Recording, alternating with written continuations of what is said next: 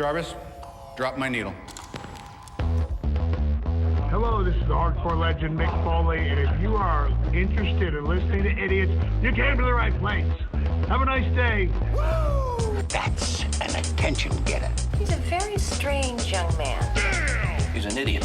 What we're dealing with here is a complete lack of respect for the law. Oh my God, he's an idiot. You know, of course, that you're out of your jurisdiction. Personally, I think you're an idiot. But that's the evidence in the car. But I was going into Toshi Station to pick up some power converters. Always like to keep my audience riveted. Greetings, ladies and gentlemen, friends and fiends, and welcome to Free Range Idiocy, the podcast about everything, but mostly just the stuff we like. We've been binging on wrestling for the last handful of episodes, so it feels like it's time to win some y'all back who come here for our certain type of moving picture geekery and nonsense. So we're going to dive into another year in cinema to unearth our highly cultured and sophisticated favorites.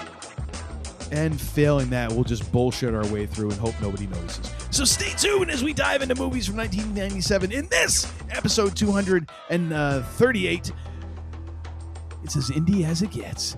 I am your Uncle Todd, and with me, as always, the man who once thought he was a mathematical prodigy, but then realized that everybody else had figured out how to spell boobs on their calculators, too. He has been my partner in Idiocy for over 2 decades and is still mystified by memories to this very day. I give you the man they call Tim. Greetings and salutations, my friend. How are you? I'm doing well. I think I figured you appreciate the alliteration of mystified by memories. I mean, well said. You once again shown why you are far more skilled in the English language than I will ever be. So, well, it's also stating obvious because.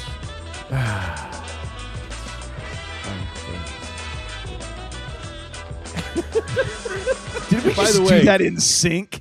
That's picture, frightening. That picture we took with Dusty in between us and Eddie off my shoulder was just hysterical. Just both of us like, ah.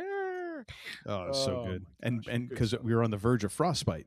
That's what gives that little extra. Not yet. We took that early. That was like before we got in the frostbite stage. But I was already heading there.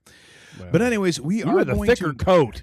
Come on now. I'm a friggin' pansy when it comes to cold now, dude. I used to be brave. I used to be okay with cold. Yeah. 6-7 years of delivering with FedEx and in a truck with barely any heat changed me, man. Changed me.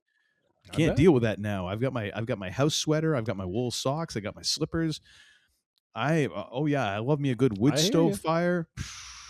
I hear you.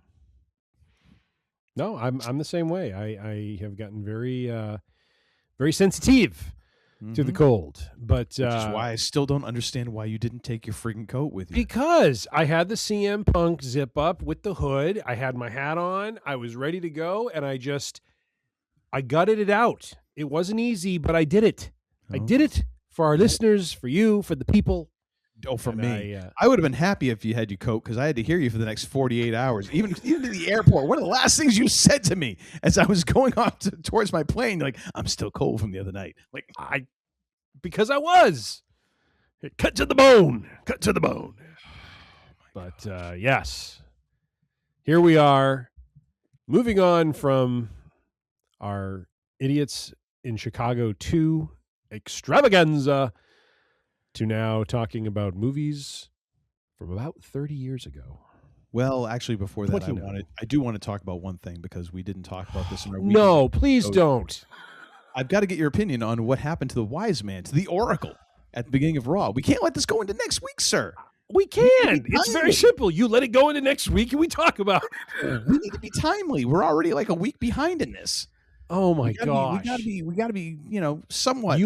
You are making an assumption we will not hear about the consequences of this at Raw tomorrow. We will, but the same thing is this is going to come out, and then that'll be the thing we talk about next week.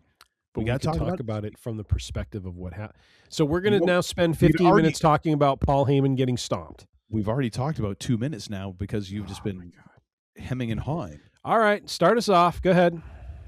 Because we didn't talk about it in the Week in Geek, I'm just curious what your thoughts were on that, because it is a very kind of, Paul Heyman is one of those dudes who, like, when you get your hands on him and something actually happens beyond him, just kind of, you're seeing the four chins all jiggle.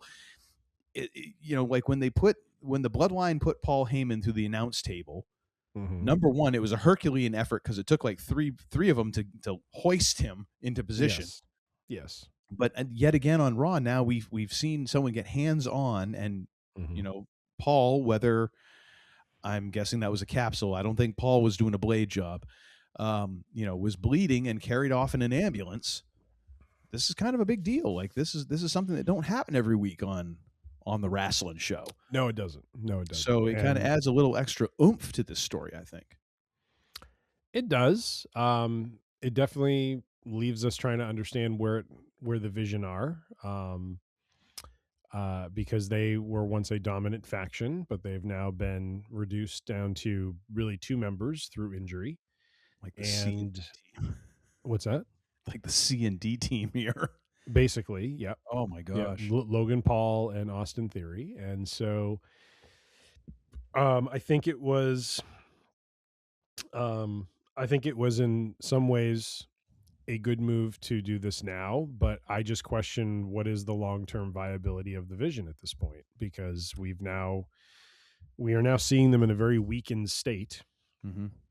And without their wise man, what does the build of WrestleMania look like at this point? So, I was a bit surprised by it, because if the idea is we're now going to build toward Logan or a returning Braun Breaker fighting Seth Rollins, that build is going to be harder to buy into if the Vision are, supposed to be taken seriously again. I have seen rumors that could we see a angry and upset Brock Lesnar show up on Raw to dispense justice in his own way. So could we be headed toward a Rollins versus Lesnar match? That would be interesting. But it feels a little odd, because I think it kind of, if the idea was for Lesnar to fight Femi and kind of take take an L on his route to retirement, that feels more appropriate there. So, but yeah, it was definitely surprised. I wasn't expecting him to get one. I mean, you could kind of see it where it was all going as it played out. You could see for every masked man coming into the ring, one of the Vision were running off into the crowd. So it's like, okay, I get it. At first you don't get it. It's like, okay, one of them goes, they'll be back. And then all of a sudden another masked guy shows up. Second guy goes. It's like, okay, now we're whittling it down so that Heyman's by himself. And then you get Rollins, who pops in.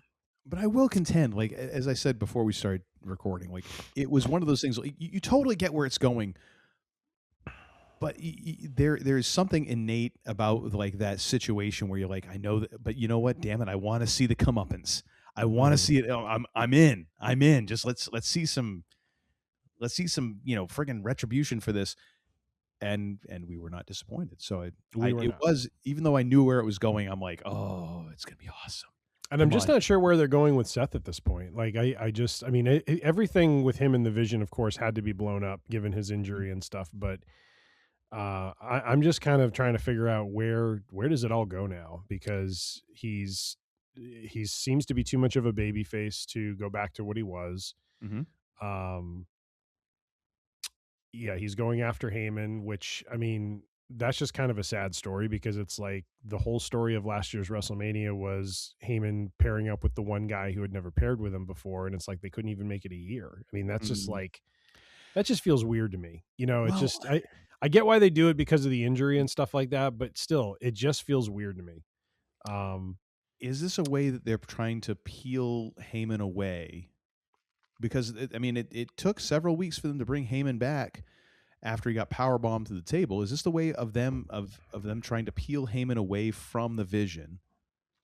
And maybe they bring Braun Breaker back, and we have that. Is this a way of peeling him away and maybe trying to attach him to CM Punk? And in a roundabout way, does Punk end up becoming head of the Vision? Maybe. It would be a real weird sort of thing, but I mean, I don't know. Yeah. It's hard to say. I don't know. Like I said, when Punk did his entrance in Chicago, there was that shadow of a figure that looked like Heyman before he left when Cult of Personality hit. And so, Very was penguin-like that some figure. foreshadowing of, sorry, what? I said a very penguin-like silhouette. Very penguin-like silhouette. So it was it a foreshadowing of what is to come? I don't know. It's a good question, but and also, is he going to end up? Is Punk going to end up being more of the heel in the Reigns Punk match? With Reigns being the fan favorite OTC, could be. I don't know. I'm kind of curious where the promo battles go, because they're both making good points on each other. Punk actually more so than Reigns right now, but yeah, it's definitely opened up some possibilities storyline wise, and again, tomorrow on Raw, it'll be. I'm curious how they address this and what the next step is for it. Are we going to hear from Rollins? Are we going to see Rollins show up, and then he's going to get retribution? Not he will get retribution. Others will get retribution on him for what he did to Heyman. We will have to see, but they paid it off quick. I mean, I was kind of surprised. I thought they were going to wait until WrestleMania for this, or closer to WrestleMania for it. And so yeah, it was kind of an odd call to see him get taken out like that.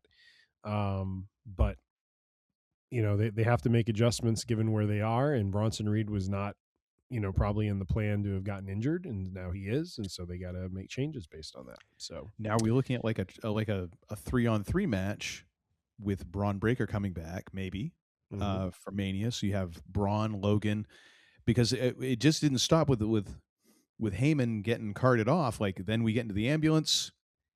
We get, Austin Theory, we'll take care of you, Wise Man. It's like, apparently Austin didn't get the memo that it's not Wise Man anymore, it's Oracle.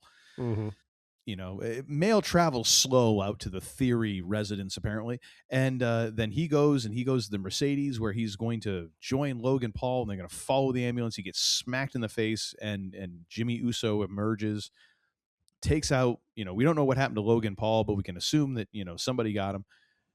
Jim Uso takes care of Austin Theory, and then we cut over and we get LA Knight in the driver's seat of the ambulance, and he's going to take Paul Heyman to wherever.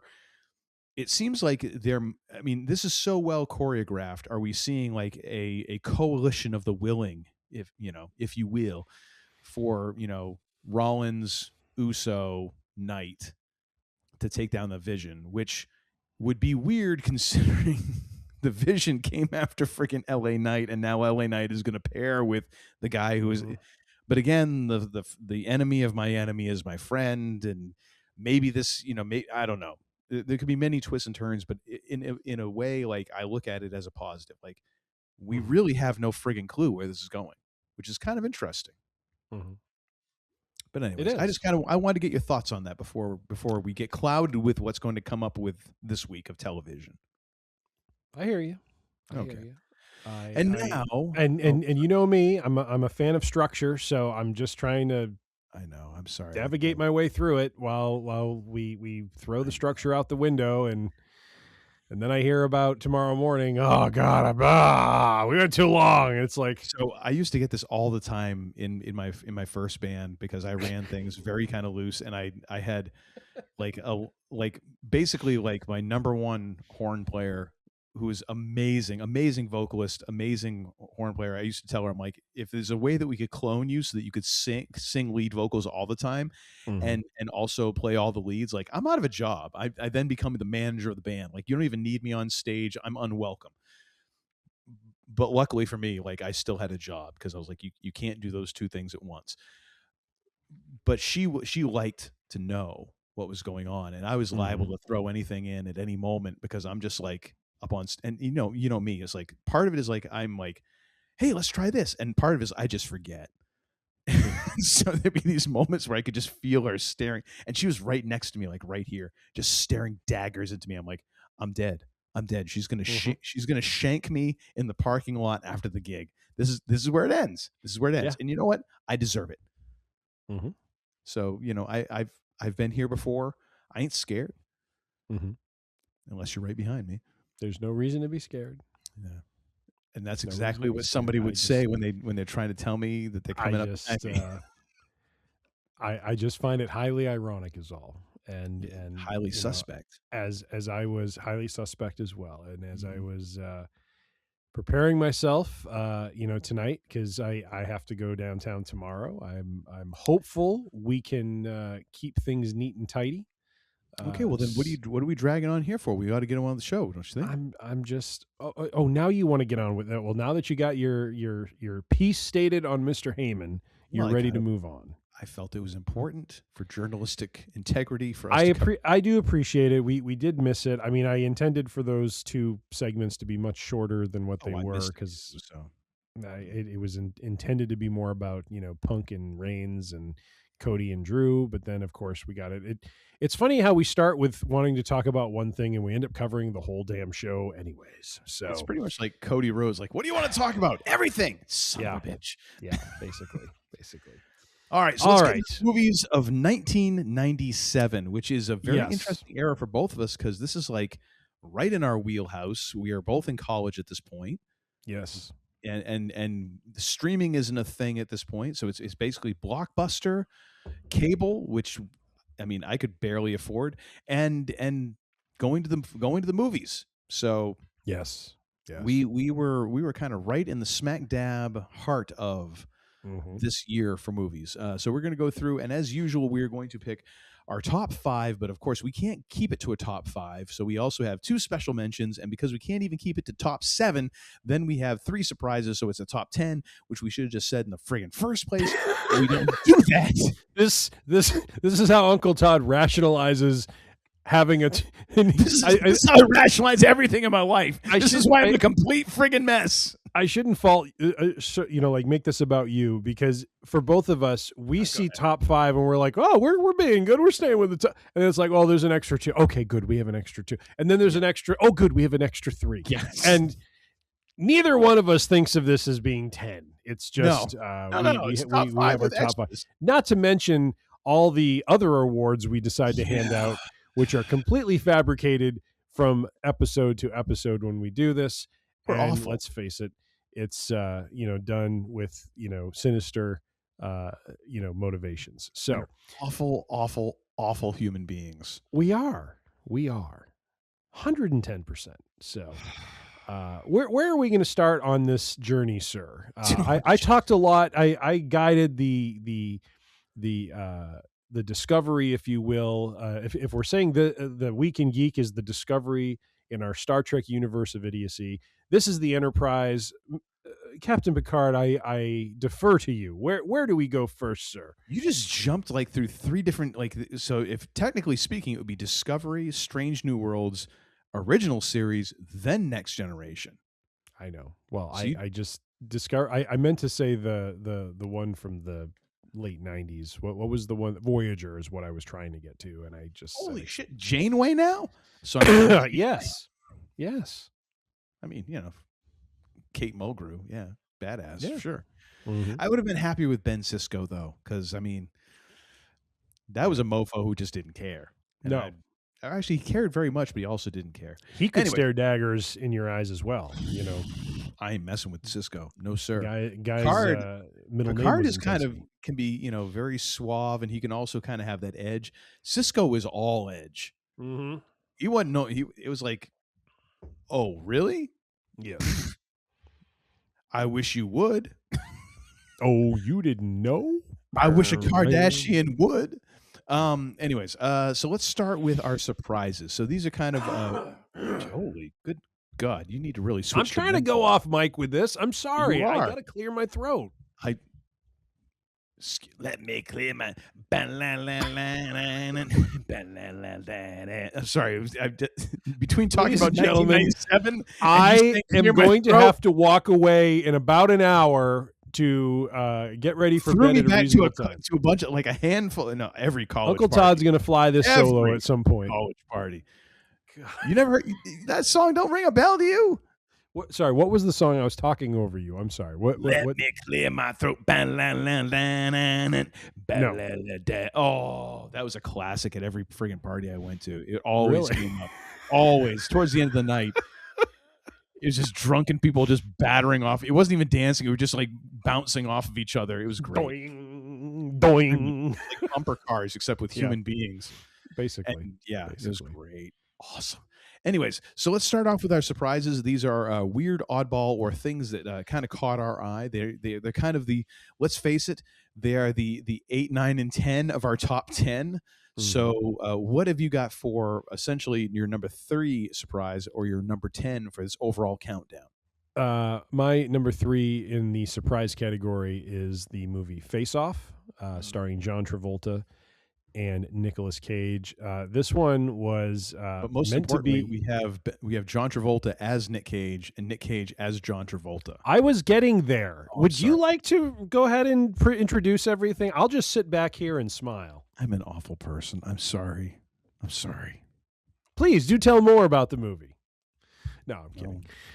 So yes, his Uncle Todd just spoiled. Yes, years old. 29 years old. Don't do this. I'll take everything else but spoiler. Okay, it's almost 3 decades old. We're not going spoilers on this. I love how you go from totally calm to like DEFCON 5. I shall not have you besmirch my reputation like this. No. I love this. I'm really sorry. I'm so sorry. I'm really sorry. For the love of God! Well, yes, I was triggered. All right. Well, anyways, his Uncle Todd has trigger explained. warning in there before you started.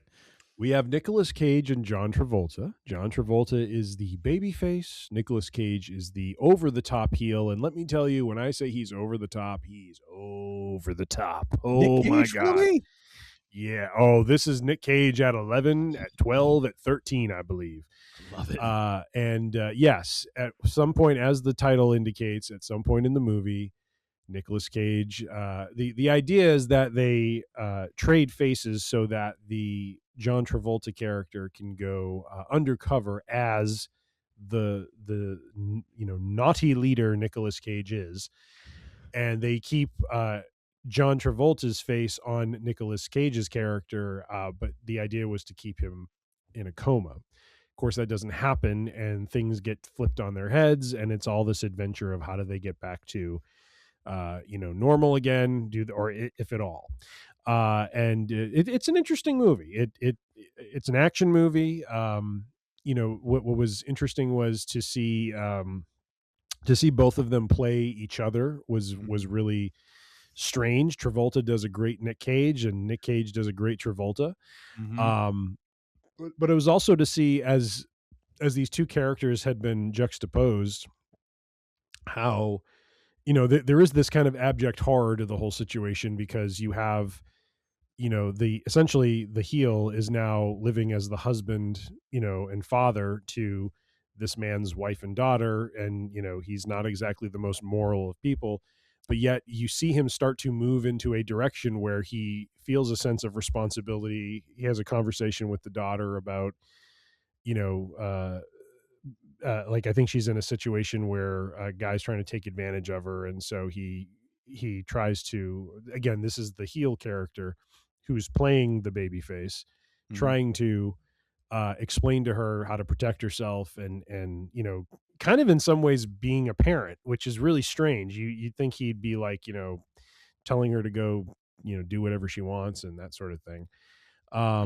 And so anyways, it's a very interesting movie that plays on this concept of what happens if you try to switch roles with someone and you're kind of locked into that situation in a very negative way, and how they kind of work their way through it. So I remember seeing this in the theaters. It was very entertaining. I wouldn't say it's the best movie, but it was just, it was a movie that entertains, makes you laugh, has some goofy, like I said, over the top parts to it.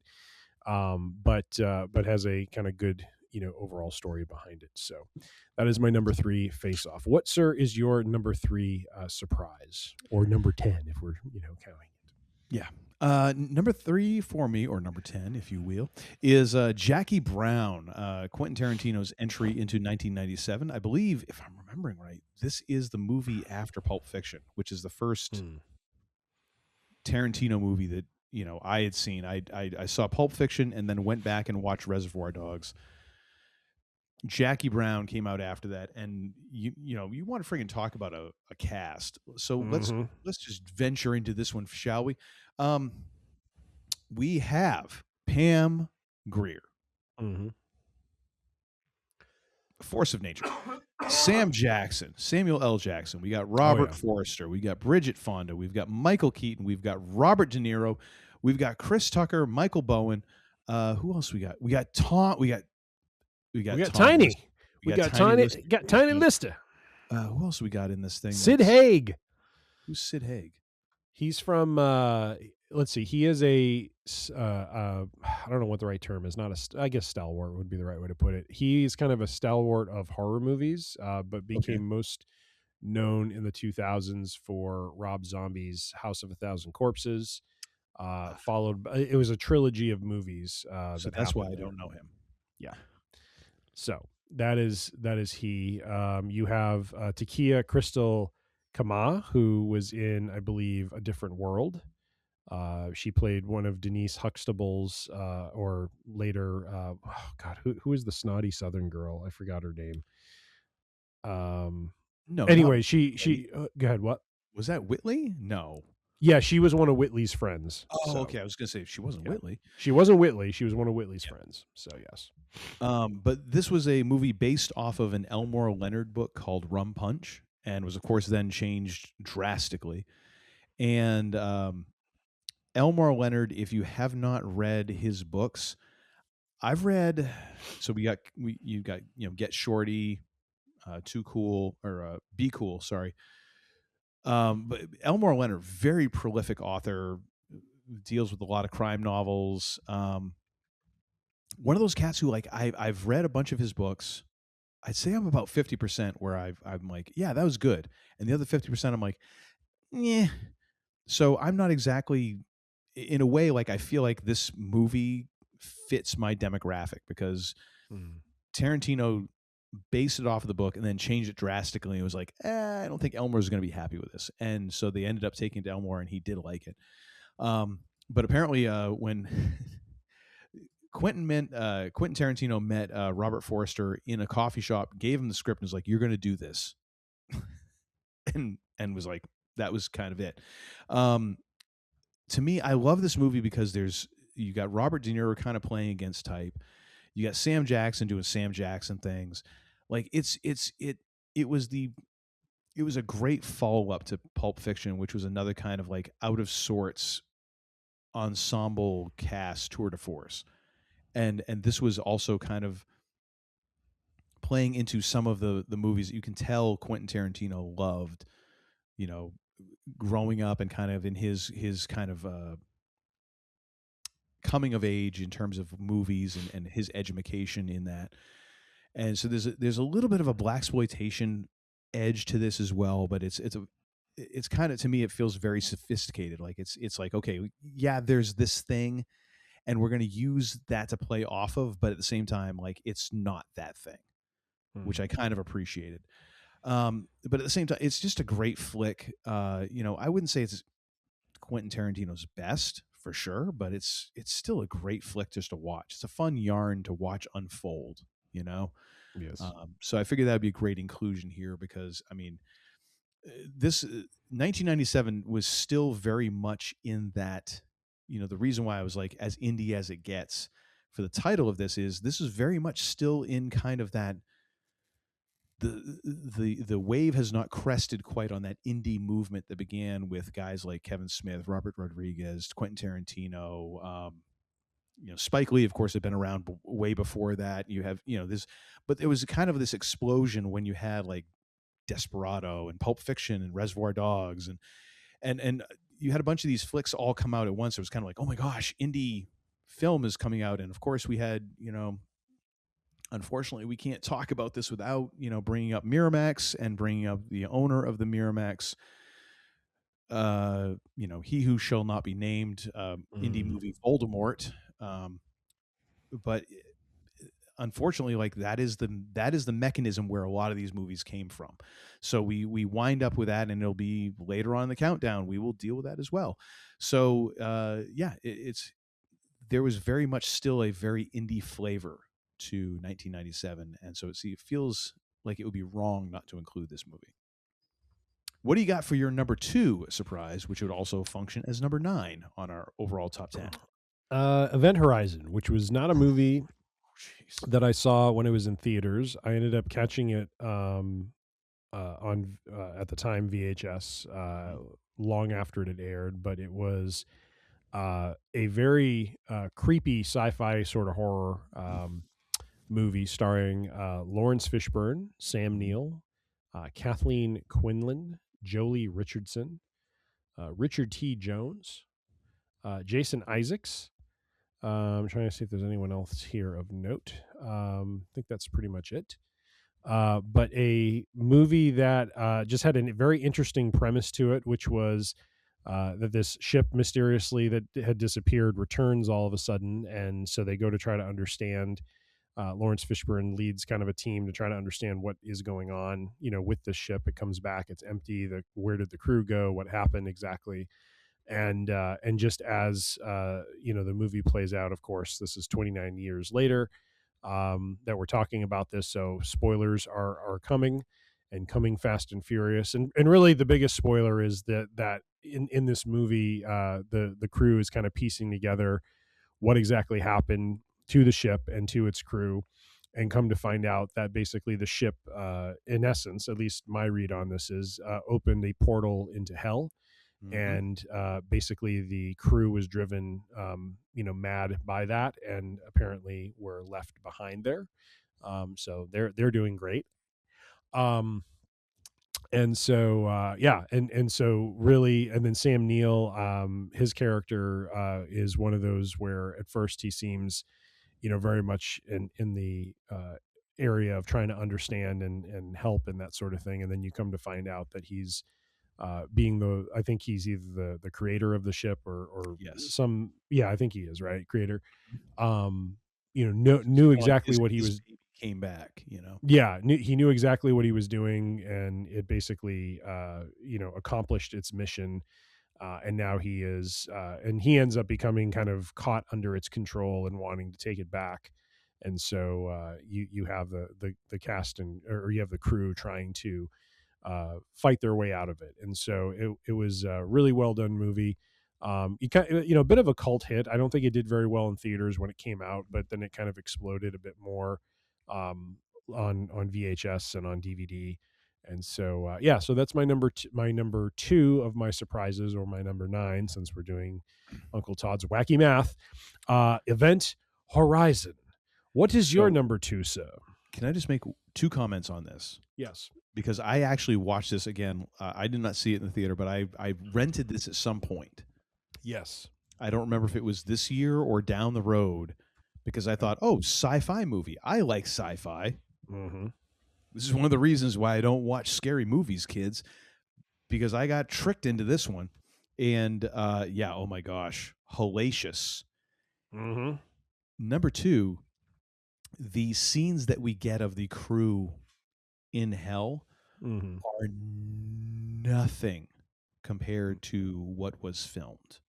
Yes. And what has been lost is the original footage of this, maybe for the better, because apparently they were hiring literal amputees and porn stars to create a Sodom and Gomorrah Nero orgy. Yes. And whoever was there was someone who came back from watching what was going on. They were sheet white. Mm-hmm. Yeah. I don't know if that's going to work, that sort of thing. So I see that as I watched this and I was creeped out. I'm like, I'm so glad I never saw a director's cut of this. Yeah. I would have never slept again. So yeah. Oh my gosh. It is a tremendous concept. Mm-hmm. In terms of just reading it. I don't ever need to see this movie again. Yeah. I've watched a couple videos because I was trying to understand it, because in a way I'm trying to understand why it freaked me out so much. But I'm I never need to see this movie ever again. I'm good. Thank you. Okay. All set.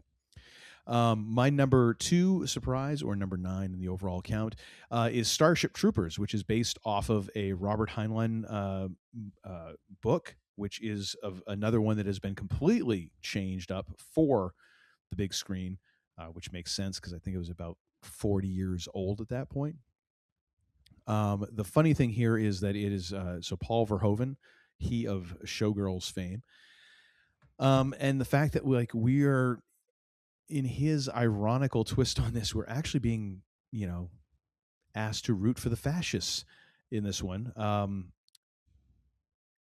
which feels a little close to home right now. I gotta admit, but it's one of those things where you don't quite get how tongue in cheek it is until unless you're really high level, watching it. Of course, we get Neil Patrick Harris, Doogie Howser's in this one. We get I forget. We get. Well, Gary can I jump in real quick? It's directed by Paul Verhoeven. Yes. Verhoeven, who No, Verhoeven. when you talk about the Basic Instinct was his too. tongue in cheek sort of aspect of it, that is also the same director who made RoboCop. Yes, and so RoboCop, we RoboCop, see Showgirls. Yep. Yeah, he's had a range, right? And so we see commercials. We see some extra I'm gonna say extra, but content in the movie that is meant to give us some context to the politics and the events of the current time period that we're in, and that kind of colors our view of our heroes and what they're going, and who they're fighting and who they're going after. Yes, which kind of flew over the head of a lot of folks. That they're just like, oh well, this is totally serious. Not really. But yeah, it is one of those flicks where you're just like, this is just kind of bat spit insane. But it works on a grand scale. And especially later on, as you look at it, you're like, yes. Because I read the novel, and the novel is very straight ahead. There's no tongue in cheek whatsoever. There is no tongue. There is no cheek. It's very kind of straight ahead, and this is what it is. And Verhoeven kind of based it off of that and was like, okay, and now here's my statement on this thing. Sort of like how RoboCop was a statement on, corporate greed and things like that. Like, here's my statement on this thing, using this as a vessel.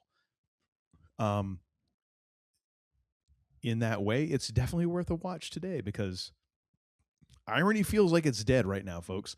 But yeah, Starship Troopers was kind of a surprise because it was one of those things where I'm like, wow, this is kind of crazy that this thing existed back in 1997. And here we are dealing with kind of the death of irony now. So yay. Mm-hmm.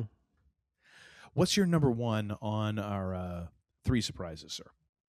By the way, did you go through the cast? A little bit. So I remember we had Denise Richards, yes, Michael Jake Ironside, Busey. Jake Busey. I can't remember who the lead guy is though. Casper Van Dien. Yeah, he really didn't do a whole lot. No, he didn't. Did he? No, he didn't. I think he actually. We had Neil returned for Patrick some Harris, sequels. which I think you mentioned. We had Doogie. Clancy Brown of SpongeBob SquarePants fame, who ends up becoming like the hero of the whole thing, which is fracking awesome. Love that. Yes. Patrick Muldoon. Who is he? Like, why am I? That sounds familiar. He's, I think, the love interest of Denise Richards, who ends up getting sacrificed at the very end to the brain bug. Yes. Okay. Who else? Rue McClanahan. Did you mention her? What? One of the Golden Girls. Rue McClanahan was in this? She was. I did not remember that. How did I not remember the Rue was in this? Love Brenda Strong of Seinfeld. Dean Norris, who later was big in Breaking Bad. Michael Ironside, I think you mentioned. So yeah, there's quite a cast on this one. So, and of course, let's not forget Dina Meyer as Diz, who you look at this, and the whole thing was like, Johnny Rico really wanted Carmen, and but yet could have Diz, and everyone's like, you're an idiot. Yeah. She don't want you. She does. And it's like, yeah, that whole thing was weird. But yeah, and I just remember it was so jarring watching Jake Busey because it's like, are we sure that de-aging didn't get invented early and this just isn't his dad? Yeah. Like there's times when you're like, was the other parent's genes even trying? Yeah.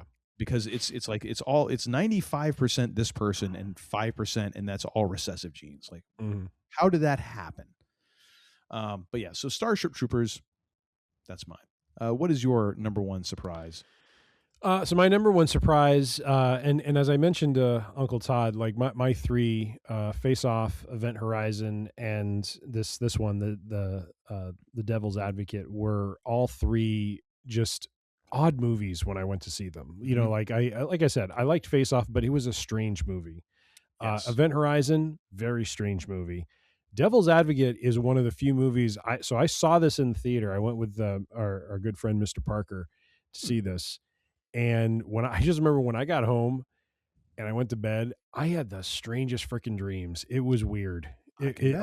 It was one of those times where, you know, probably what you experienced with Event Horizon, like it screws with your head to some degree. And this movie does that. And it does that with a plum. The cast here, Keanu Reeves, playing our protagonist, does a great job with his Southern accent. And then we have Al Pacino, who plays John Milton, aka Satan, who's fully into his like just like over the top acting period. Like there was no subtlety left in Al at this point. No. We got Charlize Theron, who plays the wife of Keanu Reeves' character. We have Connie Nielsen, who plays basically a love interest, what would you say? A seductress, if you will. Yes, there you go. Craig T. Nelson is in this. Oh my gosh, that's Craig right. T. Nelson is in this. Nobody helped me when I was on food stamps. That's right. Say it again, just slower.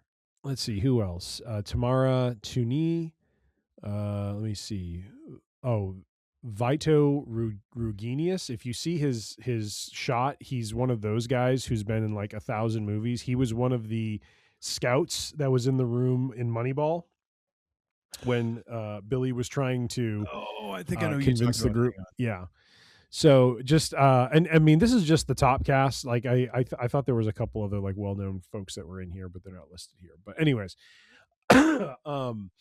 but this movie was you know, again, it's a play on that idea of what's the cost for the success that you want to achieve, and basically throughout this movie, Kevin Lomax, Keanu Reeves' character, is constantly given choices that he ends up, you know, compromising his character or his values or his priorities on. And, you know, you end up coming to find out that he is the spawn of Satan, if you will. Some Which would is say the uncomfortable for Antichrist. anybody. What's that? And I mean, it's an uncomfortable thing to find out for anybody, really, you know? But there's just a lot of imagery, and especially toward the end when it really kind of goes like full tilt bozo, to quote, you know, Robin Williams, because it does. There's just some very disturbing scenery that happens in it where you're just like, what the heck is going on here? The world goes from being very grounded to becoming very just out of control for the characters, and so it just kind of builds up to this crescendo and then ends on a very interesting note.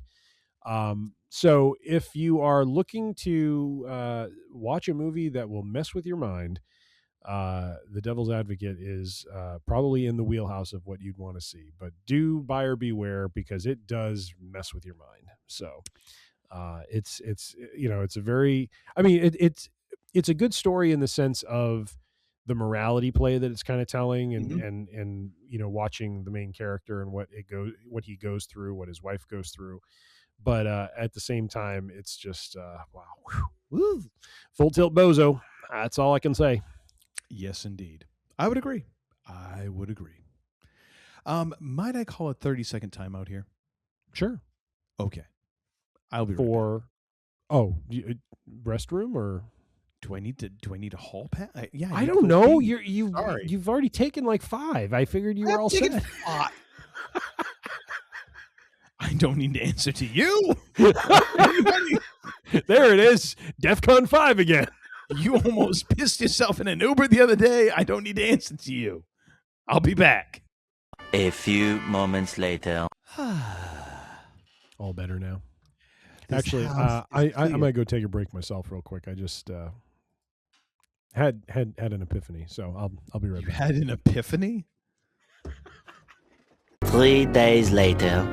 All right, I mistakenly thought we had gotten through our surprises, but I forgot I had one more surprise left, and I completely mistimed my timing. So, my Surprised number by one, the surprise. I was surprised by the surprise.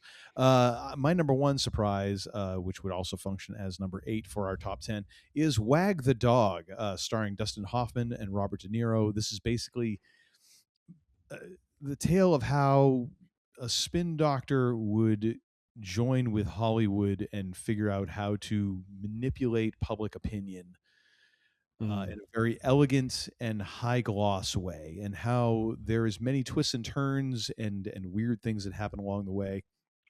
This is another one of those things where now I almost feel like this was used as an instruction manual instead of a cautionary tale, much like Idiocracy. So here we are with Dustin, with Robert, with Anne Heche, Woody Harrelson, Dennis Leary, Willie Nelson, ladies and gentlemen, Andrea Martin. Who else is in this thing? No one. Kirsten Dunst actually has a part in this. I forgot. Harlan Williams. William Macy. That's right. Oh my gosh.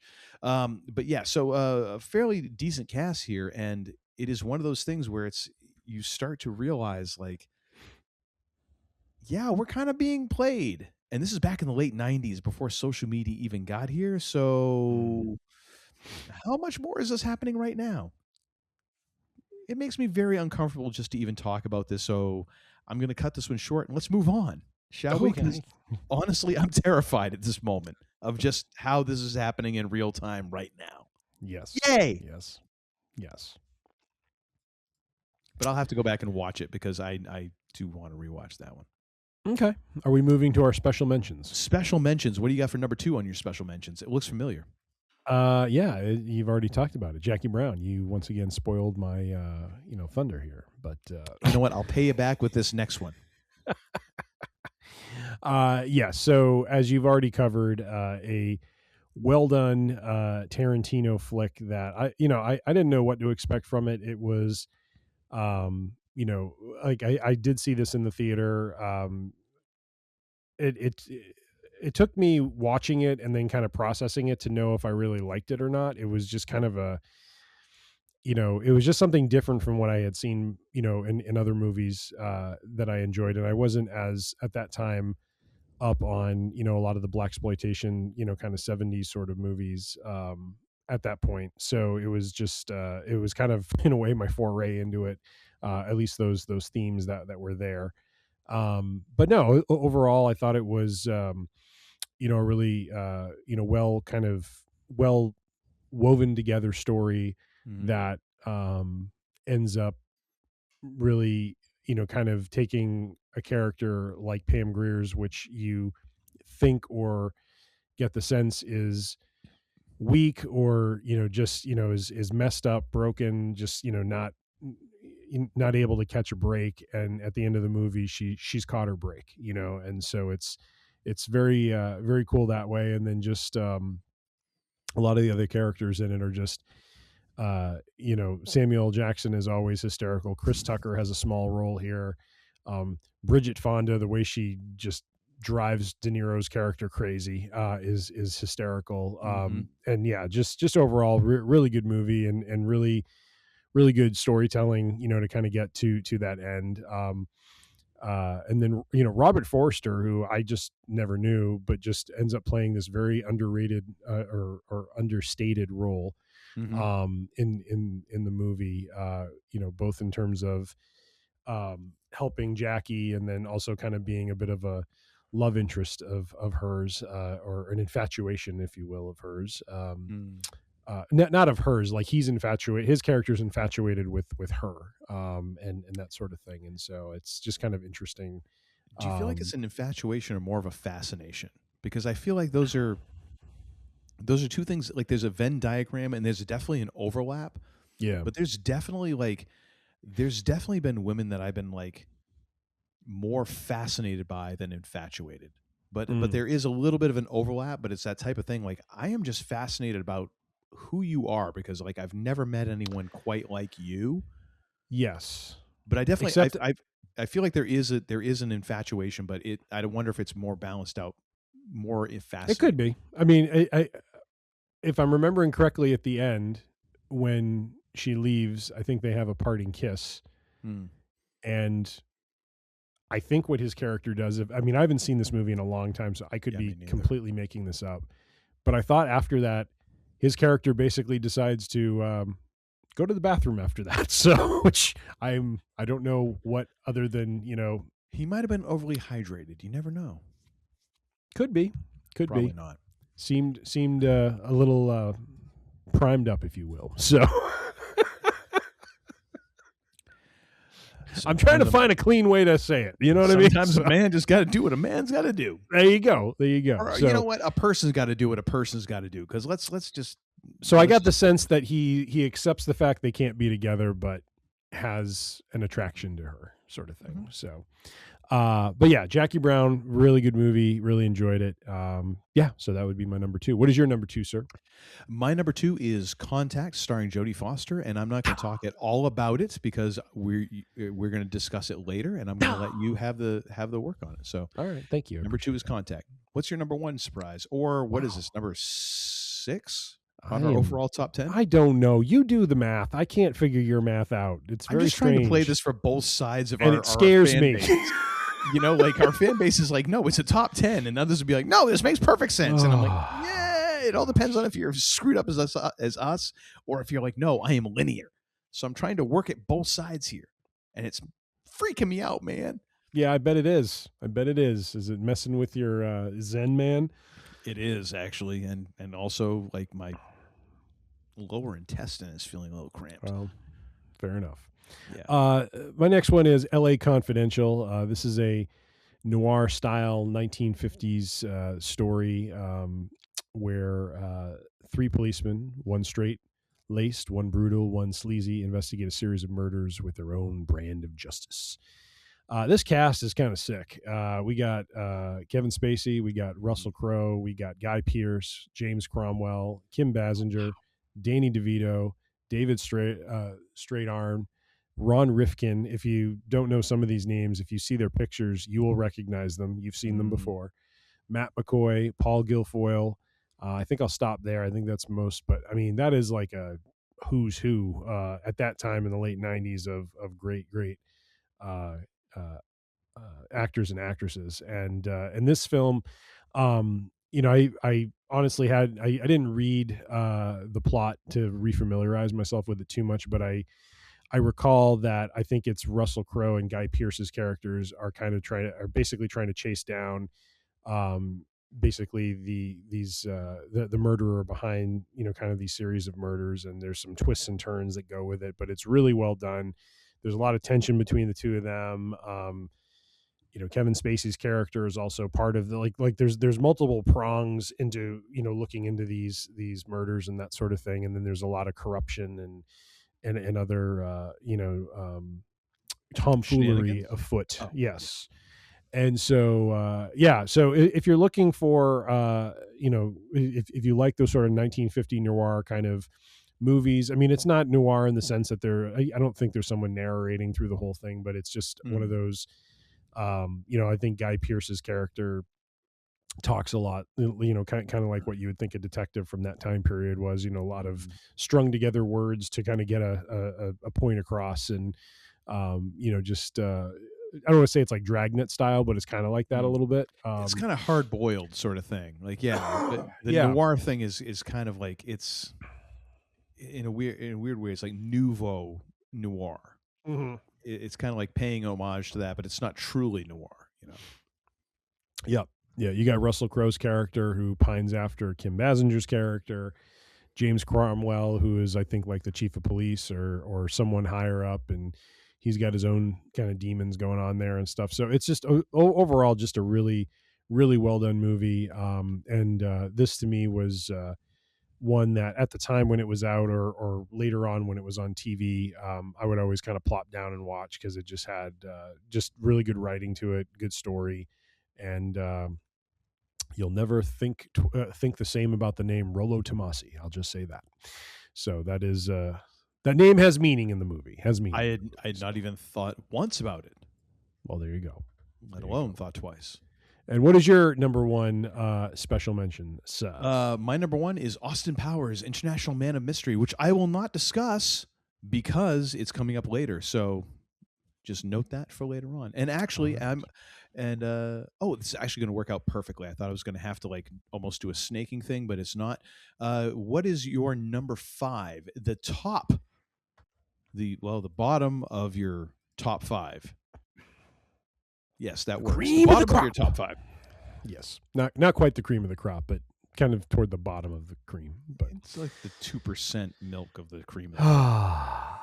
Yes, this one is Gross Point Blank. I have very vivid memories of going to see this one with Mr. Parker. We were huge fans of John Cusack back. Like this is kind of during his heyday with High Fidelity, this movie, Gross Point Blank. What was the other one he did? Serendipity. That came later on in early 2000s. Did I tell you what happened at the Green Mill? No. Well, Okay. You did, but I don't know. Oh, so this is the same story. Went to the Green Mill in Chicago, and one of the lead singers, because they had a male and a female lead singer for the jazz swing band that was playing the night that we were there, and so the dude was there ordering a drink right next to us. So I was like, as a singer to a singer, I was like, dude, yeah, you sound really great up there tonight. Awesome. And so he started chatting with us because they didn't have. He wasn't up there every song, so he's like, I got time to spare, and he's like, so how did you hear about how'd you hear about the venue? And I'm like, very sheepish because I'm like, this is the thinnest of thin reasons to be here, but it's the only one I got. I was like, so I saw this place in the movie High Fidelity. And John Cusack, it's like a 30-second scene where John Cusack is having a drink at the Green Mill in Chicago. And he's like, oh yeah, I know that. That's so great you're here. So it was like, John Cusack is the reason why I got to go spend, like 5 hours at the Green Mill. So nice. It was kind of cool. But yeah, very cool. Like, yeah, the Serendipity, High Fidelity, Gross Point Blank. And then there was also like America's Sweethearts. That was kind of like the mature version of John Cusack, because then before you have a little bit of a gap, and before that it was like Better Off Dead and a couple other flicks where he kind of like Say Anything, I believe, wasn't that one of the boombox? Yes. Yep. So I mean, yeah. So there was a little bit of a gap, and then you had this kind of the not middle age John Cusack is like what, in his late 20s at that point probably, but yeah. So this was kind of that period, but yeah, just wanted to set the scene and get my one John Cusack. No, you didn't want to set the scene. You want to tell your Green Mill story is what you wanted to do. I did. Well, there you go. And they make a hell of a old fashioned there as well. Oh, they do. They do. I'll take your word for it. I don't know yet. I need to go myself. So, but yes, cast in this one: John Cusack, Minnie Driver, Dan Aykroyd. Which, by the way, Dan Aykroyd playing the most Dan Aykroyd character possible, because this one, it's all about the hitmen unionizing, and I mean, it's just, and I say it's the most Dan Aykroyd thing because he is at his best when he talks about really like fine details about things and just goes onto these rants and these like long soliloquies about what they should be. I mean, it's just hysterical. Yes. Yeah, sorry. No, I was just agreeing. Like, yes, that is so his wheelhouse. Yes. And where other people are absolutely boring, he makes that comedic gold is wonderful. It's also why like him talking about blues is so fascinating when he talks about music, even just as Dan Aykroyd, because you can tell like this is a dude who's like, he gets into the fracking minutia, and he knows like, oh no, I know that guy who's on this guy's record, and he was on this guy's record. It's like, oh God, you've read a lot of liner notes, haven't you? Yeah. Like before Google was a thing. Alan Arkin as John Cusack's character's therapist. There's a really great scene at the end of the movie when John Cusack fires him, and he's just like like it cuts to his office and he has like a client there and he's just trying to like kill the phone. He's just like hitting it with a hammer. It's really funny. Like basically to stop the message from, because he's basically like, John Cusack's character is kind of like, I've come to this realization. I understand what my problems are. You didn't really help me. You weren't very helpful. I mean, he's just going on saying all this stuff, and Alan Arkin's just trying to just hit the thing with a hammer to just make it stop, because the client is just like, what am I doing here then if this guy is this bad? It's before Yelp, so it's like 1 out of 5 or 0 out of 5 would not visit again. Yes. We have normal John Cusack movie stalwarts, his sister Joan, Jeremy Piven, his good friend, and we have Hank Azaria and K. Todd Freeman as the detectives who are chasing Cusack down. Yes? Jeremy Piven is the best friend in this one too? Yes. John Cusack is a hitman who comes back to his high school town, and he reconnects with both the gal that he was dating before he became a hitman, and he connects with what was his best friend in high school, who is played by Jeremy Piven. And Michael Cudlitz of Walking Dead fame, he's in this one. Who else? There's Ann Cusack. God, how many Cusacks are there? Anyways, this movie was an absolute. It's a dark comedy. Mm-hmm. He's a hitman that comes back for his high school reunion. He comes back to reconnect with the love that he abandoned when he came to the realization that he had a special set of skills and was about to go use those skills for the army, and becomes a hitman. And then in the process is also trying to get out of it altogether. But he himself, he has one last job that he's about to do, and it ends up being his love interest's father. That is the man who's going to get taken out. Awkward. And so he has a moment of he has his own epiphany at his high school reunion, where he once again sees the meaning of life, or meaning in life, and so wants to start a new life with his love. And it's really funny. It's a very well done movie. Mm-hmm. Just like most movies with Cusack and Piven and Joan Cusack, just great dialogue, great snappy writing. Like I said, Dan Aykroyd is great. And yeah, just all around, this is just an absolute pleasure to watch. It's one of my go-tos, and I would, if I could, I need to actually look this up and see if this is on streaming, but if it is on streaming, I will probably watch this week, because it is that good of a movie. So I'd highly recommend it. Grosse Pointe Blank is my number 5. It's kind of funny because in a weird way, I can almost draw a line between Jeremy Piven and Dan Aykroyd. Yeah. Even though they're not that similar, but there is like the braggadocio way that Jeremy Piven kind of delivers a lot of dialogue with his characters. Like there's something about that is like, there is a common gene between that and a lot of Dan Aykroyd's characters. I couldn't tell you exactly what it is, but it feels like it's there. Yes. Am I crazy in that? Okay, good. No, you're right. That's good. It's always good, reassuring when I realize I'm not crazy for that. It's just everything else. Yes. So you're number 5, my number 4. Why don't we talk about this one now? And go for it. This is the Man in Black. The comedic pairing that we never knew that we needed. Mm-hmm. Will Smith, way before we had to keep his wife's name out of our mouth, and God bless him, Tommy Lee Jones, like comedic perfection, ladies and gentlemen. It is just perfect. And you got music by Danny Elfman. Who's a director on this thing? I forget. Was this? Let me look it up. This is Barry Sonnenfeld. What else has he done? But anyways, we got Tommy Lee Jones, we got Will Smith, we got Linda Fiorentino, who was not that long after this kind of became persona non grata. Vincent D'Onofrio, Rip Torn, which fracking hell, is there a better name in Hollywood than Rip Torn? Nope. I don't care if that's a stage name or not. You won. One of the best. We got Tony Shalhoub.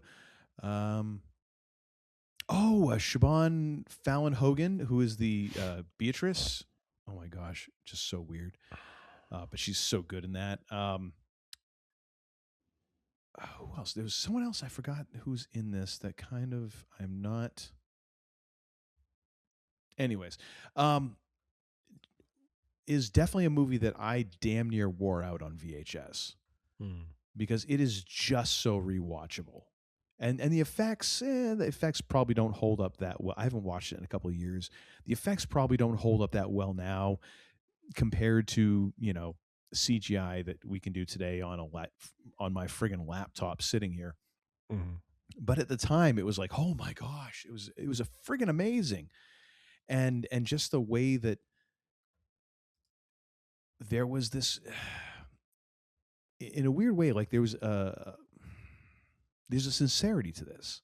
To this movie that just kind of came through. Like, even though it's played for laughs and there's, you're playing off of the whole Men in Black thing with UFOs and trying to keep people from uncovering the secrets of UFOs and all that. But there's this weird emotional sincerity that gets carried through this that I'm not really sure where it comes from, or if it's one of those things where it's the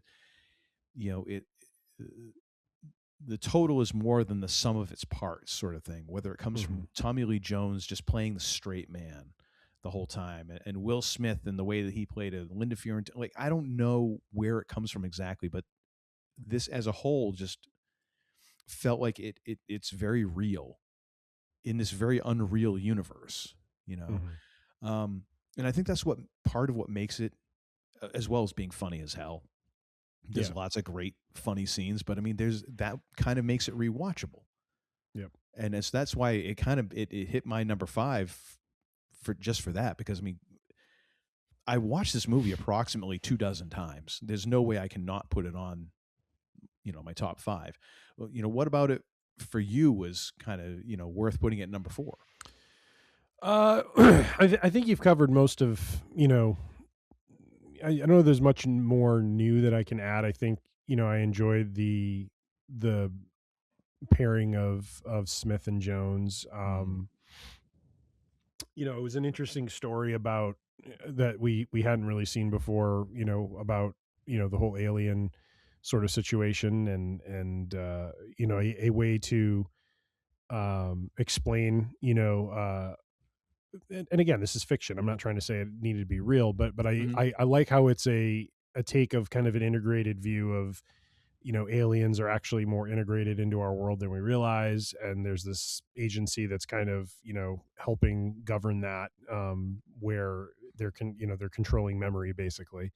And, and so I thought it was, a very creative take on that story. And to your point, I mean, I think the earnestness you talk about is, when Will Smith's character makes the decision to commit to becoming a man in black, there's an element of saying goodbye to the world that he once knew, that knew him, and disappearing. And then at the end of the movie, it's the restoration of, Tony Lee Jones's character back to his, I forget if it was his wife or not or something, but he basically, there's a newspaper clipping that shows him, kind of back with someone and kind of leading that life that he wanted to get back to, that he couldn't while he was a man in black. So I think, there's that idea of, sacrifice and giving of oneself, for a greater cause, but then, allowing, there's also that idea of, Will Smith's character picking up the baton and the mantle and allowing the generation that's been doing this for quite some time, letting them get their rest and enjoying, life as well. And so I think that's where the poignancy is in it, that way. So yeah, no, I mean, and the cast here is, John Grease. He was in, Get Shorty. He's been in a lot of other stuff too. As one of the, I think he's one of the, what was he in Get Shorty? He's not a hitman, but he's, I don't know, one of the henchmen or thieves that John Travolta's character is kind of having to work around. Frederick Linnae is the INS agent, Janice. He was in Lost temporary, like for a little bit of season 1. Yeah, just a good cast, good movie, but it was definitely a movie that year that really resonated and had a pretty big following, and so you had to I in my top 5 you had to acknowledge it because it was a big movie for that year, and Oh yeah. and just it was a different take on that whole alien invasion concept in a way that we hadn't seen before. So Mm-hmm. so that is why it is my number 4. Very nice. And your My number number 5. My number 4 is As Good as It Gets, which feels a little out of place, but again, it's one of those movies that it's been several years since I've had my VHS collection, because I honestly don't know where most of those movies went to. But I know that I bought this one and I watched it several times, and I know that at the time it kind of it struck a chord for me, and it's weird for me. In a way, this movie kind of feels like almost like I'm an amnesia victim trying to piece together stuff from earlier in my life. Like, I can't necessarily tell you why this movie was so important to me emotionally, but it was. I haven't watched it in probably 20 years. But yet I know that this movie kind of struck a chord for me. I don't know why. Probably because I was just jacked up at that time, and and most of the time since then. Well, shit. Anyways, it stars Jack Nicholson, Helen Hunt, Greg Kinnear. We've got a Cuba Gooding Jr. Appearance in here. We got Skeet Ulrich, Shirley Knight, Yeardley Smith, ladies and gentlemen, the voice of Bart Simpson. We say the voice of the voiceless. What? No, well, that too. And then Jill the dog, who plays the dog who apparently craps on stuff. And Brian Doyle Murray makes an appearance in this one as well. I think what got me about this movie was that Jack Nicholson's character was a writer. Now, of course, he's also a bigoted, misogynistic kind of a-hole writer. I wanted to be a writer, and I was kind of like, okay, let's just forget those other things and and see his redemption arc. But yeah, this movie, I'm really trying to trace back why, but I also know I watched it so many times that it was important. So I'm kind of putting it on the list for those reasons, which might be the wrong reasons, but screw it, it's my list, and that's what I'm going with. Fair enough. I have my own comments about this movie later on when we hand out our awards. So go right ahead then. Keep them there. What have you got for number 3, sir? Austin Powers, baby. Man, that was pretty bad. But yeah, well, Austin Powers. Go much more Adam Cole than Austin Powers. I think I was. But yes, Austin Powers, International Man of Mystery. This one was just absolutely. I mean, probably for that year, one of the most quotable, funny, just absurd movies that just made you. Were like walking around like, "Don't make you horny, baby." Yes. Yeah. I just want to apologize to all of womankind. Yes. For like 1997 and probably the next 3 years. Sorry. Yes. Yeah. But Michael Myers as Austin Powers, and done in that sort of British, flair. We have Elizabeth Hurley, Michael York, Mimi Rogers, Robert Wagner, Seth Green, who of course as Dr. Evil's son has Scott Evil, who just has an absolute wonderful back and forth with his father that has stood the test of time. Mindy Sterling as Frau Farbissina. You skipped over someone. Yes, I was going with actors we know. So okay. All right, but I can go back to her. Fabiana Udenio as a lot of vagina.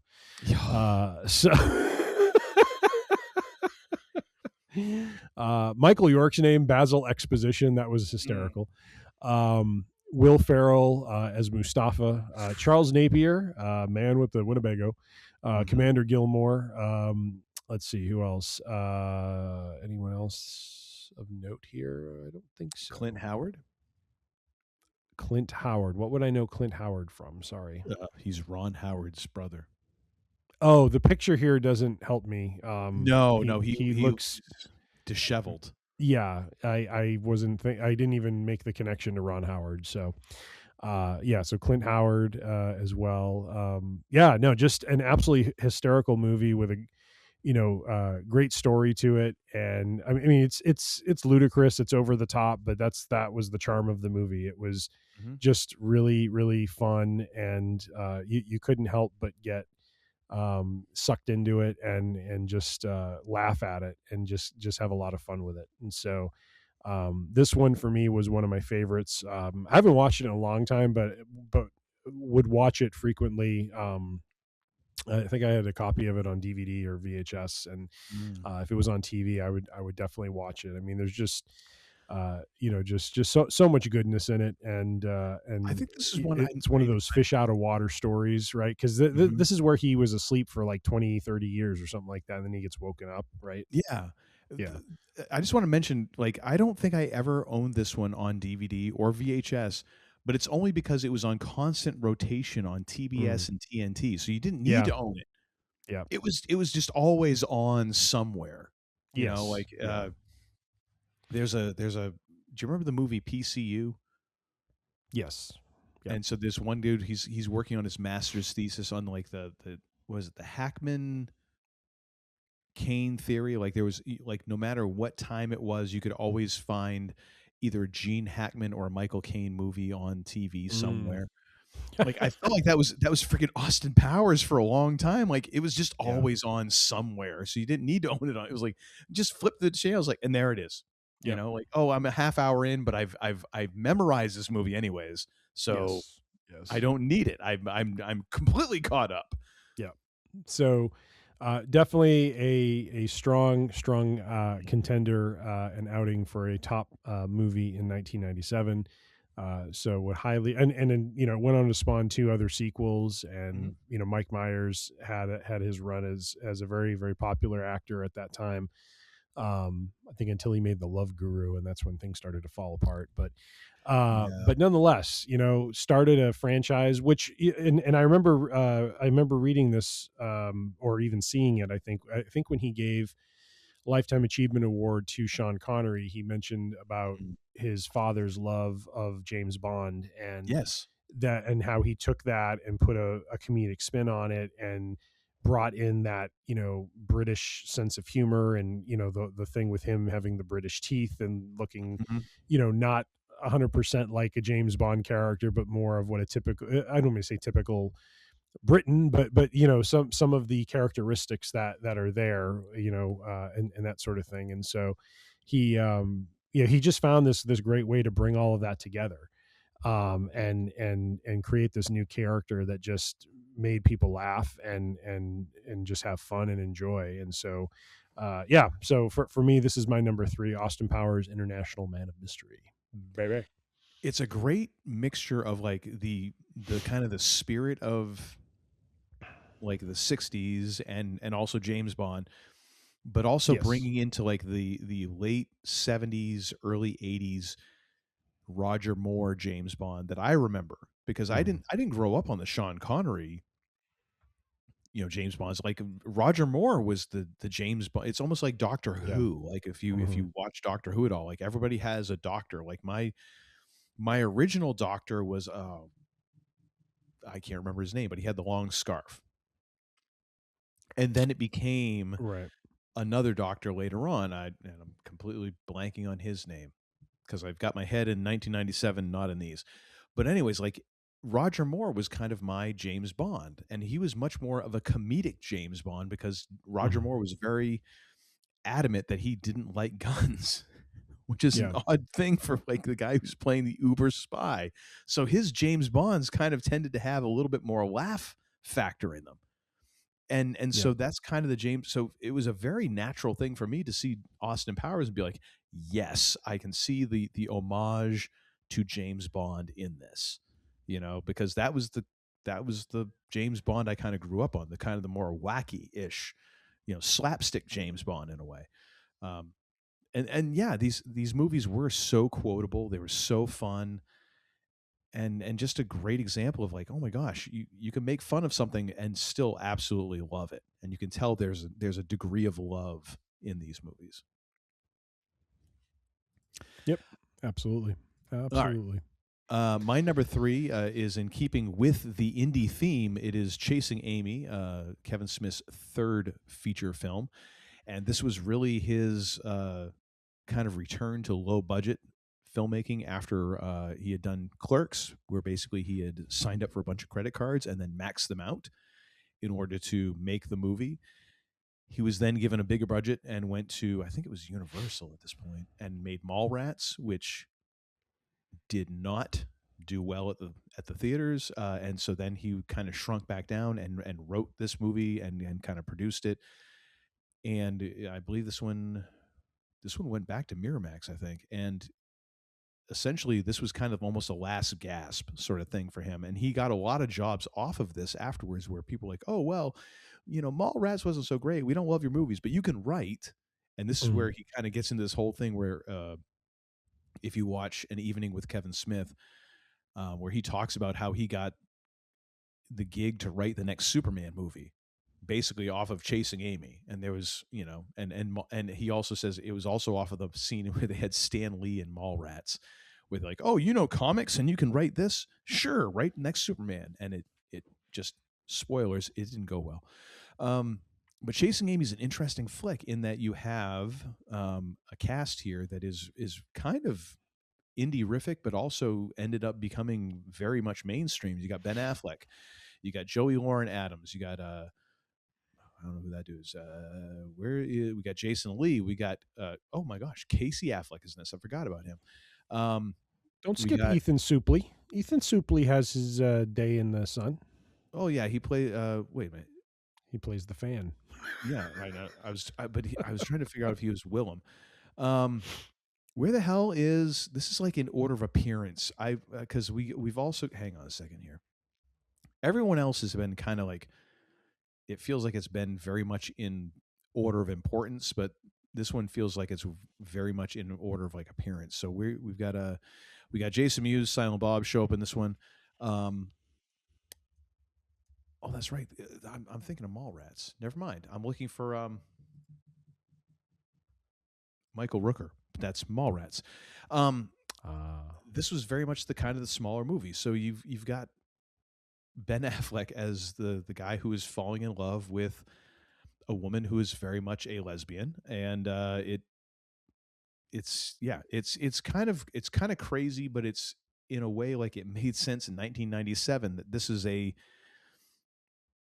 plot of a movie. I will say, and it's done in a way that kind of shows a lot of vulnerability to both the female and the male leads, but yet also plays very well in terms of like a love triangle, in that you have like the two male leads have not a sexual attraction, but there is like there is that like, I'm jealous of your friendship, I'm jealous of your relationship sort of thing that can happen when you have very close friends, and then all of a sudden now this other person is involved. And it kind of reflects that very well. And of course, then you have Jay and Silent Bob show up towards the end, kind of give you the namesake of the movie, and in a real way, kind of like tie the whole thing together, and then also let you off the hook with some comedic jollies. But at the time, I remember this is kind of when I was getting into Kevin Smith movies, and so yeah, this movie kind of became part of my heavy rotation for this year and the next couple of years going forward. So Chasing Amy makes number 3. What do you got for number 2 in your list, sir? My number 2, which I think is also your number 2 for special mentions, is the movie Contact, which was starring Jodie Foster and Matthew McConaughey. All right. Damn it. But other cast members, this again, excuse me. There you go. A who's who: Tom Skerritt, Jenna Malone, David Morse, William Fichtner, again If you look at the picture, you'll know exactly who I'm talking about because you've seen him in some things. Let's see who else. Jeffrey Blake. Larry King has a credit here. Apparently, James Woods. I believe. Oh, there's more than. Oh, come on! I got to jump down here for a minute. Who was the director? Dude who was plays, Robert Zemeckis. Who's the guy who's always on? Like he was the millionaire who was funding all this stuff. Yes, that is. Let me find I can't remember him. the character name. Where is he? John Hurt as S.R. Haddon. That's right. Let's see. There's a lot of other, like, it's funny. There's a lot of media people in this, like Larry King is Larry King, Tabitha Soren is Tabitha Soren, Geraldo Rivera is Geraldo Rivera. Gosh, I haven't heard Tabitha Soren in a while. Oh yeah, yes. Sheesh. I'm trying to see who else here. Jake Busey is in this as the religious wackadoo. That's right. Angela Bassett was who I was looking for. Okay. Oh wow, she's in this. I forgot. She's in this. Let's see what else. Rob Lowe is in this. Chris Traeger's in this. I think so. I think so. Bitch. All right. I forgot. Who else? I'm going through here. I think those are all kind of the big ones, but really great story about and you know, this is, I'm trying to find the runtime on this one because this one I thought went pretty long. Where the heck is the runtime? I thought it was right around where the cast is. I guess not.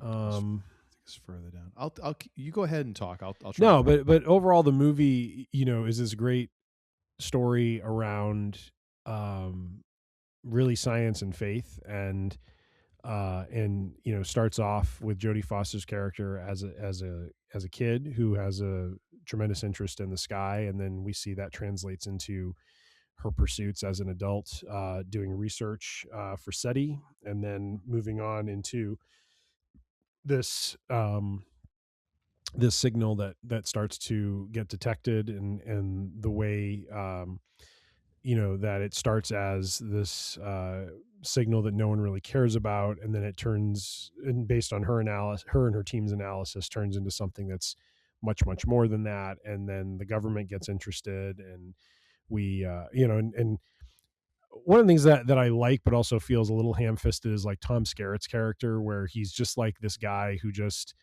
you know, he's this government guy who knows how to play the game, he knows how to play politics, and he's always getting like the edge on her.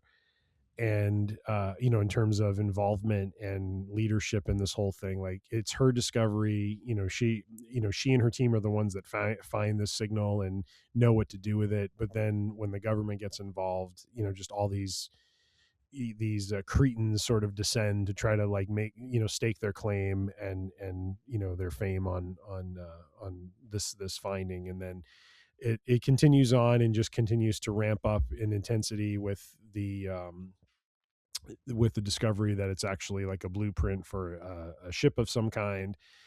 And, you know, all throughout this, you know, she's having these conversations with Matthew McConaughey's character, who's kind of like her love interest, where, you know, she's very adamant, you know, he's a man of faith, she's a woman of science, and you know, she believes in hard and fast data, and you know, she cannot wrap her mind around his world at all.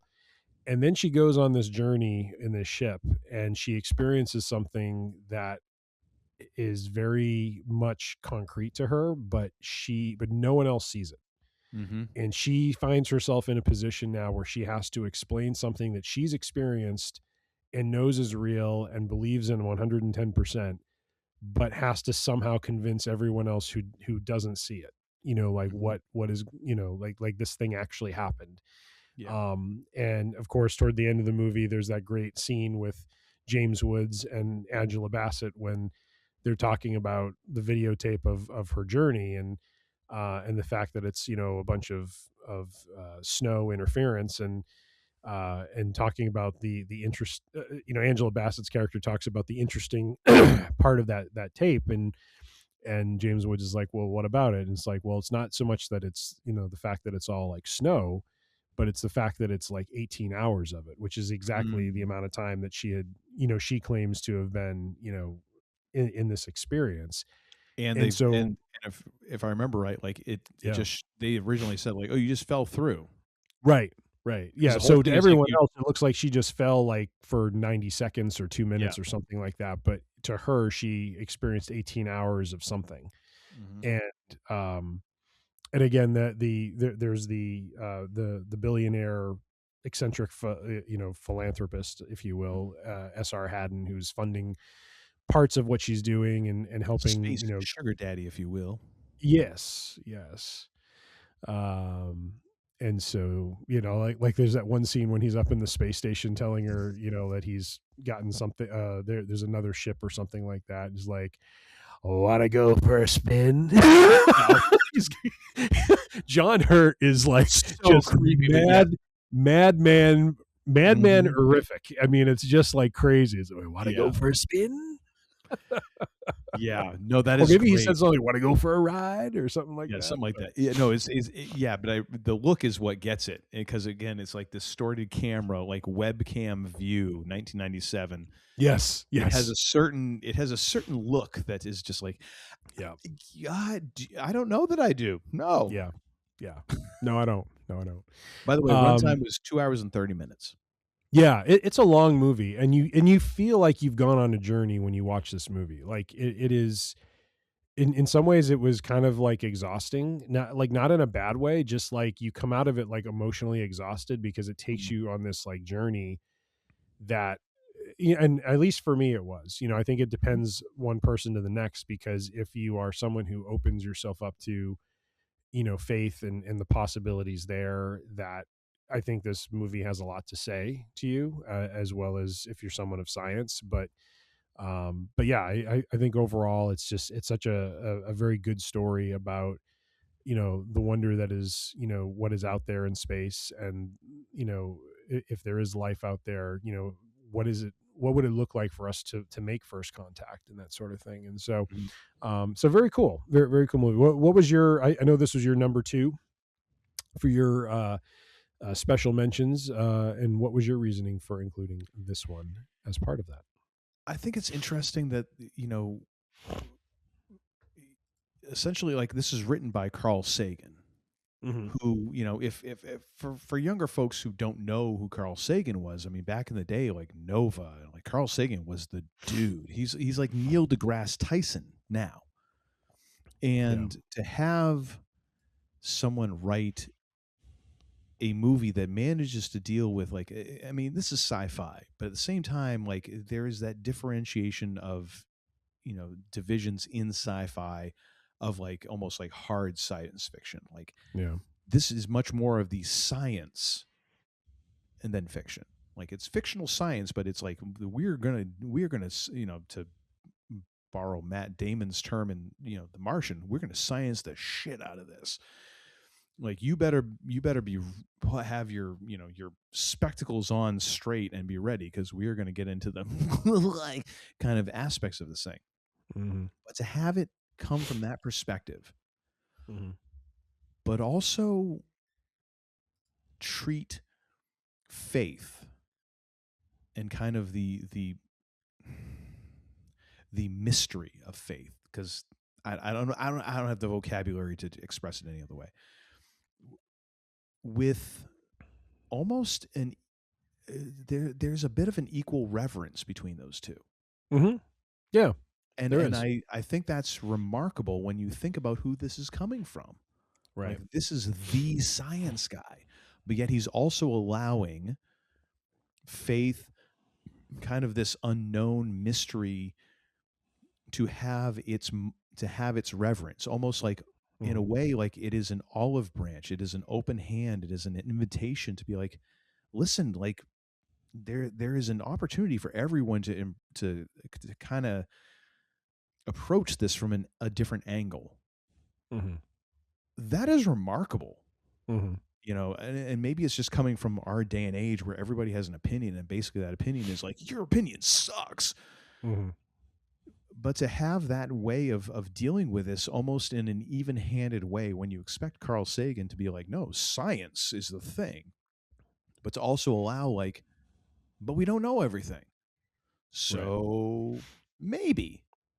Well, I think that's what he concedes, is that there has to be an element to science that there are going to be things that we don't know yet that we can't explain. Mm-hmm.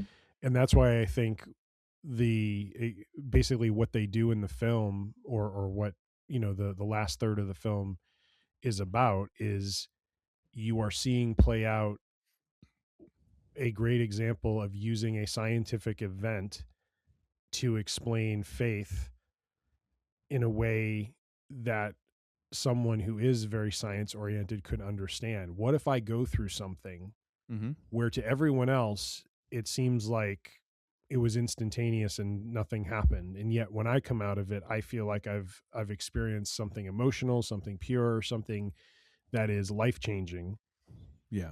And when you describe it that way, because that's what she goes through, she sees her dad, or whatever it was that she sees, she has a conversation, and it's it's this heartfelt thing that she now is convinced that there is something out there, and it made connection to us, and we have to become better before they're going to let us take bigger steps and that sort of thing. And she wants to preach this message now. Like, everything about it, I mean that's the great irony of it. Everything she wants to do when she has that experience is what people who are very into religion want to do.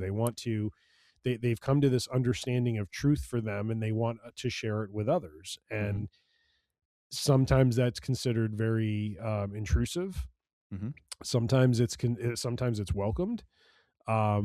But at the end of the day, everyone has to make their own choice. And so I think, if anything, for her, it was, for her character, it was a study in, or her character is a study in that idea that I'm going to be so black and white about this, but now that I've lived through this, she understands better now. She relates better now with Matthew McConaughey's character as a man of faith. And now, like, she has that great conversation with him, like, where she says it felt, or I think it was maybe when she was in the hearing, and she tells everyone how real it felt and how every fiber of her being knows that it's true, but I can't prove it to you. And that's that's the heartbreak she kind of runs into, which is, I know this is true, but I understand why others aren't going to believe it, because I can't give them the proof, the data that they want to know that it's true. And so I just think the way the story plays it out, like you said, Carl Sagan shows, I mean, if all of this is true to the story that he wrote, and hasn't been terribly, changed a lot, I think it was a really smart and interesting way to make that point, because you're using the very black and white thing that you believe in to explain, or to try to relate to this other thing that you don't necessarily buy into. And yet it's a concession of, I understand what could be.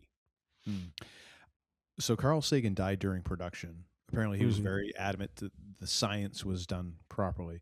What fascinates me, and I don't know that I've ever thought about it this way, because it's very easy to look at it from the perspective that we just been talking about this for the last couple minutes, as like, oh, well, and science is then flipped on its head. Mm-hmm. Of course, Sagan is he's a scientist. He's approaching this from his perspective of what if you then have a scientist who is put in a position where the only explanation for it is to take this on faith, because you don't have the proof, you don't have the evidence that you would normally present in this situation as a scientist. I wonder if,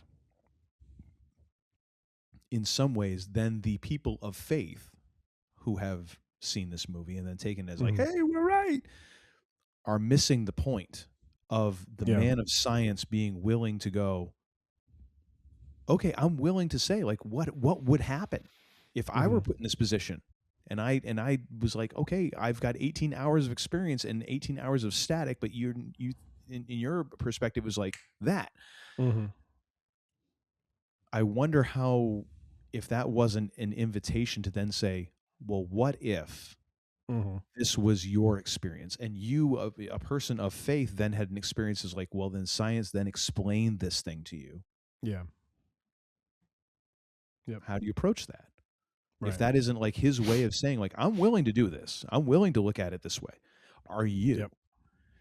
And I wonder how much better of a world we would live in if we could, in our daily lives, in our beliefs and all that, kind of turn around and go, okay, if you're willing to meet me in this way and be like, well, what if? Okay, well, what if? Huh. Hadn't thought of that. Hadn't really deeply thought of that and experienced it. Like, what would that be? Kind of makes me wonder, because I mean that is a very big leap for, you know, someone who is like synonymous with science, right? As Carl Sagan was, to then be like, I'm willing to go there. Are you? Yep. Very interesting, you know, kind of premise and flick. Worthy inclusion, sir. It is. Good on you. It is. What is your number 2? My number 2 is not a hard science fiction. It's just sci-fi. The Fifth Element, which, oh my gosh, this movie is kind of bat-spit insane, but yet is also holds a special place in my heart, because it is so stylistically wonderful. This everywhere you look in the frame of every bit of this flick, you're like, holy hell, this is like the most stylish version of a future of a galaxy that I could imagine. Directed by Luc Besson, and was also written by him and Robert Mark Kamen. Stars, let's go through the character cast on this one. We got Bruce Willis, we got Mila Jovovich, we've got Gary Oldman, who apparently was doing this as a favor to Luc Besson, and of course, you know, Gary Oldman doesn't do anything half-assed, so he just went full frackin' throttle in this one. Ian Holm playing our monk. We then have Chris Tucker as Ruby Rod. Holy frackin' hell. You want to talk about another person going hellbent for literally every person in this movie is basically like full frackin' throttle. Like, just peg the needle. We've got Luke Perry with a little bit part here at the beginning. We got Brian James as another one of those, that guy who plays a great part. We've got our second mention of Tiny Zeus Lister, who, quite honestly, he's president of the galaxy. He is also the guy who beats up Craig in Friday, and then he's Zeus in No Holds Barred. If he'd only done those 3 movies, that's a career, folks. That is a complete career. We got Tricky as right arm. John Neville. Oh, that's right. He's in this too. Oh my gosh. Who else is in here? There's a bunch of folks, but I'm trying to find. Oh well. Anyways, just a stylish flick. You have Bruce Willis at one point identifying himself as a meat popsicle. It's the tale of like one dude trying to save the universe against all these odds, against a guy named Zorg, against, you know, the mechanisms of apocalypse itself. And in a way, it works for Bruce Willis to be against these odds, and it wouldn't work, I don't think, as well for any other actor, because at this point we had already seen Bruce Willis like as John McClane. We'd seen him as all these characters as like, yes, of course he's going to win. Of course he is. I saw him crawling through air shafts. He's going to be fine. It's I don't know how to describe this flick except that it is an experience, and is one of those things where I'm like, it is one of the best sci-fi movies I've ever seen, but at the same time is batshit insane. Yeah. It's one of those things like, how did this movie ever get funding? Like, Luc Besson must have had like the best pitch meeting ever, almost like on the level of like hypnotizing people into a like psychotic stupor. Yes. And they're like, yes, I will write you a check for whatever you like. You're like, this is how cults are born. Because otherwise you explain this movie and it's like, this is not going to make $1. There's no way. This is insane. And yet here we have it. Yeah, this is a great flick. I watched this approximately 1 billion times on VHS. and I'm pretty sure I wore out that VHS. I now have the DVD, and I haven't seen this in a while. I have to watch this week. I might actually watch this with Kaylin because I think that this would be right up her alley. Where she'd be like, what? Okay, what? I think this would be a good father-daughter watch, and Mrs. Uncle Todd might even enjoy this one. Actually, if I remember right, I think when we first started dating, we had this in common in our VHS library. Oh, nice. So this might be a nice flash from the past. But number 2 would be The Fifth Element for me. And now, before we get to number 1, I regret to say I must use the bathroom again. Of course you do. I know you're going to besmirch me for it, but you know what? Just hurry up. I need to go to bed soon. It's 10:08 there. Calm down. And I get up at 4:30 in the morning. Do the math. Yeah. 12 seconds later. All right. Thank you for your indulgence, sir. Yes, sir. Now we are going to rejoin our countdown, already in progress. Number 1 for us seems to be a unanimous decision. You want to announce this one, or you want me to? Well, I will announce it in the only way that can be announced. You suspect. Retainer. There shall be no tomfoolery, no ballyhoo, no shenanigans. George Plimpton is just phenomenal. Something about putt from the rough that we won't get into. I say what, sir? The indignation was just hysterical. What? Oh my gosh. Oh my gosh. We are talking. Oh, and actually one more. How about them apples? Is always a good reference when we talk about Good Will Hunting. And that is our number 1 for the two of us with a bullet. I mean, where do you start? Matt Damon, Ben Affleck, Stellan Skarsgård, Casey Affleck, Cole Hauser. For those Yellowstone fans, he's known as Rip now, but he was once called Billy. Is that him? That's him. Those dots. He's grown up from being the mechanic who drank at the local Irish pub in Southie to now, keeper of the peace on the range in Montana. Wow. So yes, he was kind of indie-rific at that point. Like I remember them getting him and like such a bit part, and it was kind of a thing because he was kind of an indie film dude. I thought at that point he was. He was also part of the cast of Dazed and Confused as well. So he was one of the 4 seniors that were tormenting the middle schoolers who are about to make their transition into freshmen. So wow. But yes, and so yes, we have them, and of course the big coup of this one is Robin Williams playing Sean, who ends up being one of the key characters in this one. Oh, Minnie Driver. I can't forget about Minnie Driver. She's very important in this one. Yes, she is. Yes, Uncle Todd had a mini crush on her apparently at some point. There was nothing mini about it. nothing mini about it. Had a maxi crush apparently. Indeed, I did. So, but yes, this story of young Will Hunting and his journey as an orphan, an abused orphan, to finding a way to not just isolate himself, but open himself up to the possibilities of life through his interaction with Sean and Robin Williams's Sean character.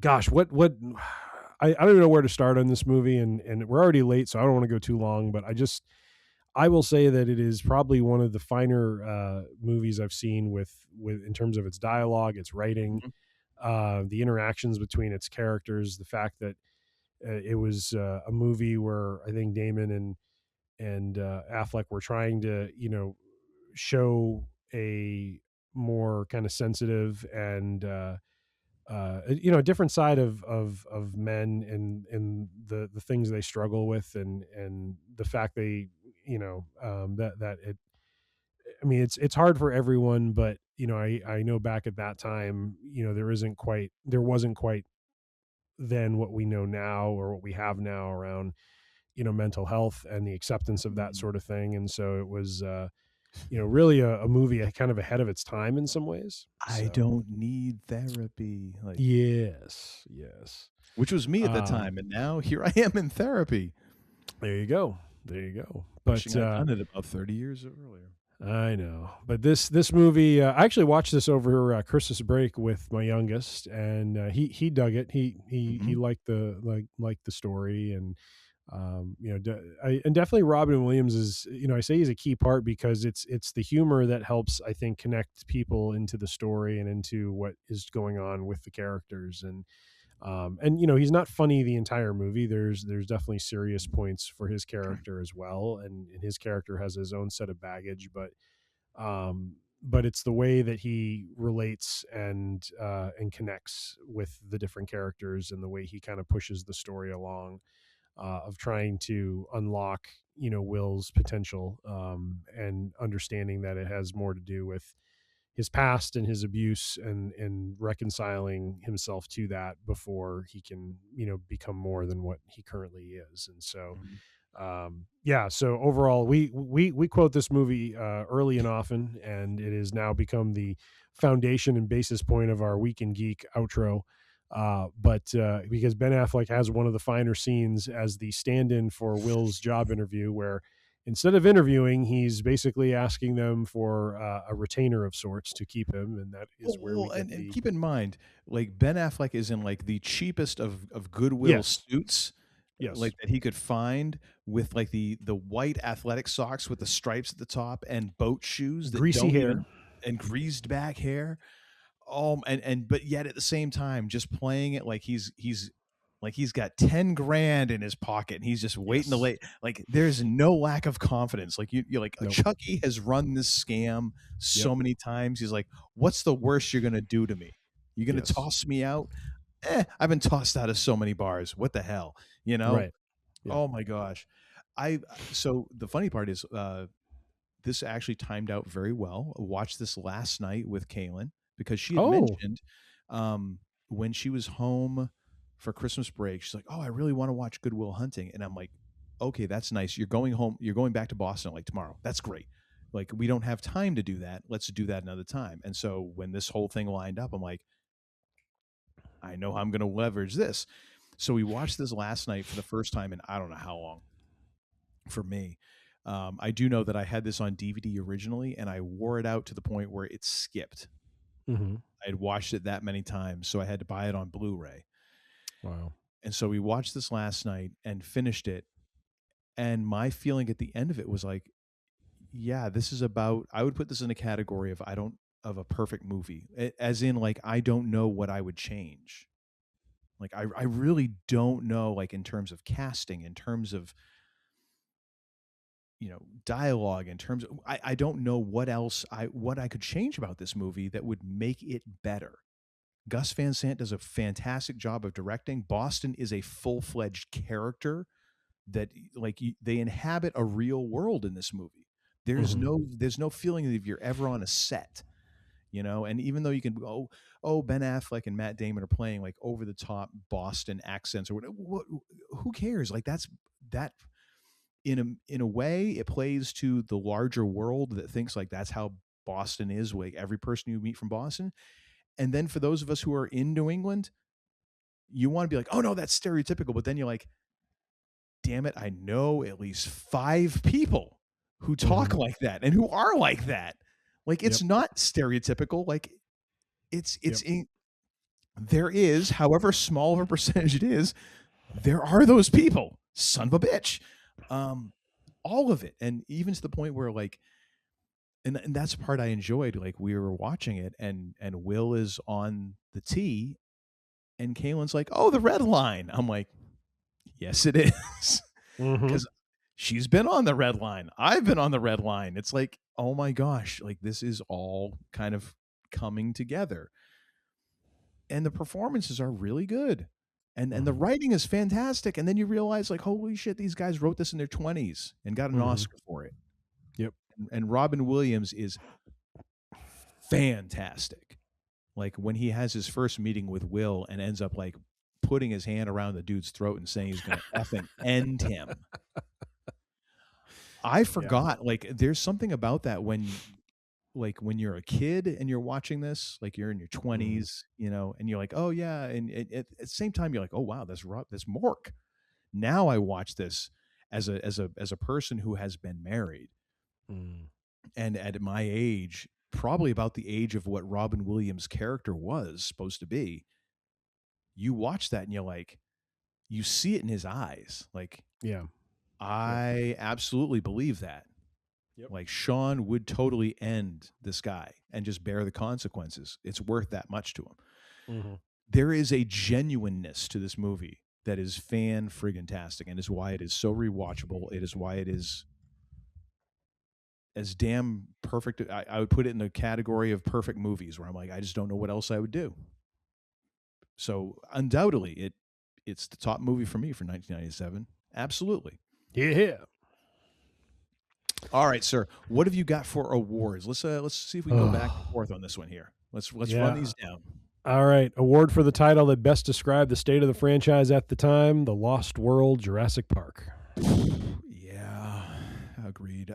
This was the Vince Vaughn debut, so the franchise was kind of on its way. That one? So, yeah.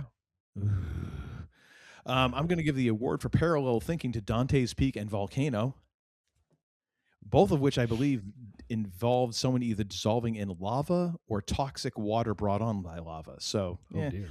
Yeah, it was great. Yikes. Great year for volcanoes. Award for turning the president into an action hero for a day: Air Force One. Nice. Best proof that a loaded cast doesn't necessarily equal quality: Batman and Robin. Dear sweet fracking Lord. Oh yeah. Oh yeah. You look at that cast and you're like, oh, this should have been like Money in the Bank, and then you're like, oh, but then they had to make it. This movie has received enough awards. Oh heck, here's one more: Titanic.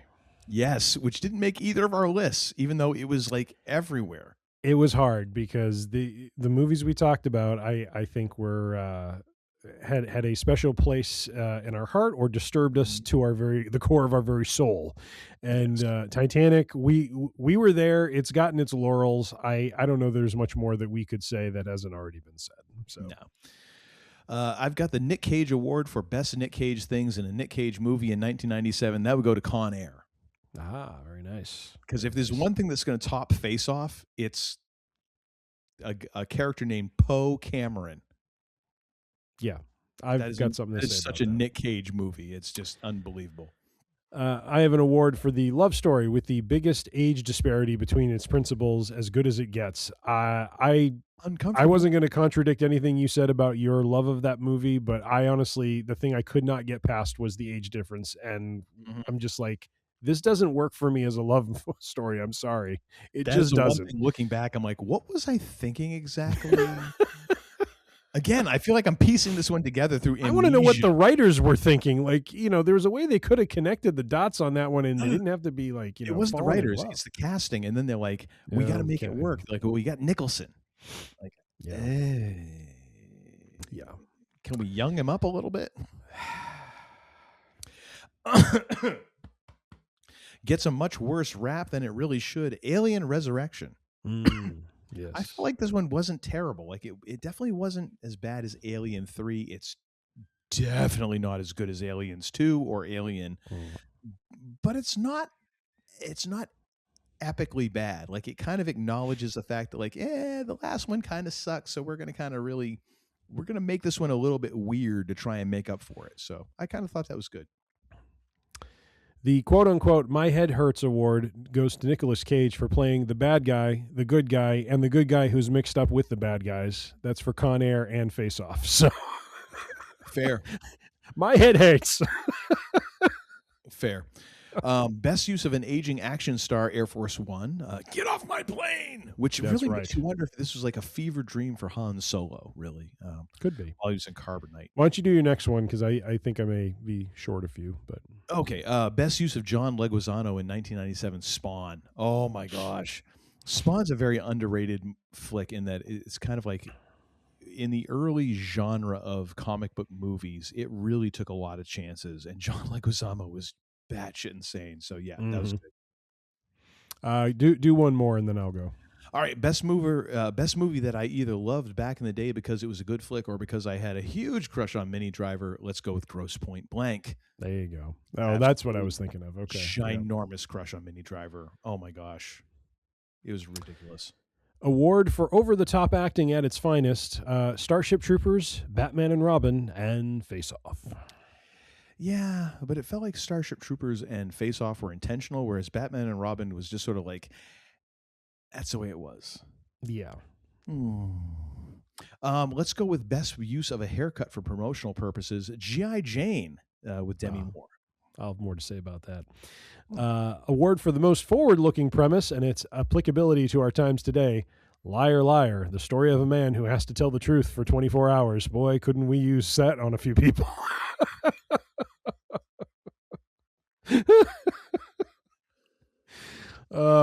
Next, you are next.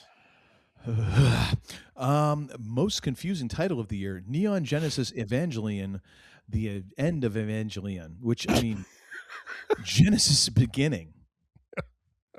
Like, you don't need to be a theologian nor particularly Christian to know, like, Genesis is beginning, and yet it's the end. The frack. I guess don't do this to me. I guess that's your My Head Hurts award, so there you go. Kind of, yeah. Award for the movie whose babyface in any other context is a heel, My Best Friend's Wedding. Oh my gosh. I've got so many problems with this movie. Yeah, Julia Roberts. I realize I love my best friend. I love my best friend, and he's about to get married, so I'm going to throw myself at him and see if he'll marry me. And it's just like, and in any other context, you would be the bad guy. Yes. Yes. And even in this context, you are the bad guy. Yes. Everyone was like, oh my gosh, Julia Roberts is America's sweetheart. No, she's the bad guy in this. Get together, folks. Yep. Good God. Let's go with best use of Al Pacino as Satan, the devil's advocate. I mean, come on. I mean, I just love the implication that there's other uses of him as Satan. This is merely the best. I don't know how many movies were released in 1997, but there was bound to be one other where Satan was cast as somebody else. Goodness and I'm just saying, I don't even know who that was, but unless it was Nick Cage, Al Pacino wins. Mm-hmm. Award for misleading title, In and Out.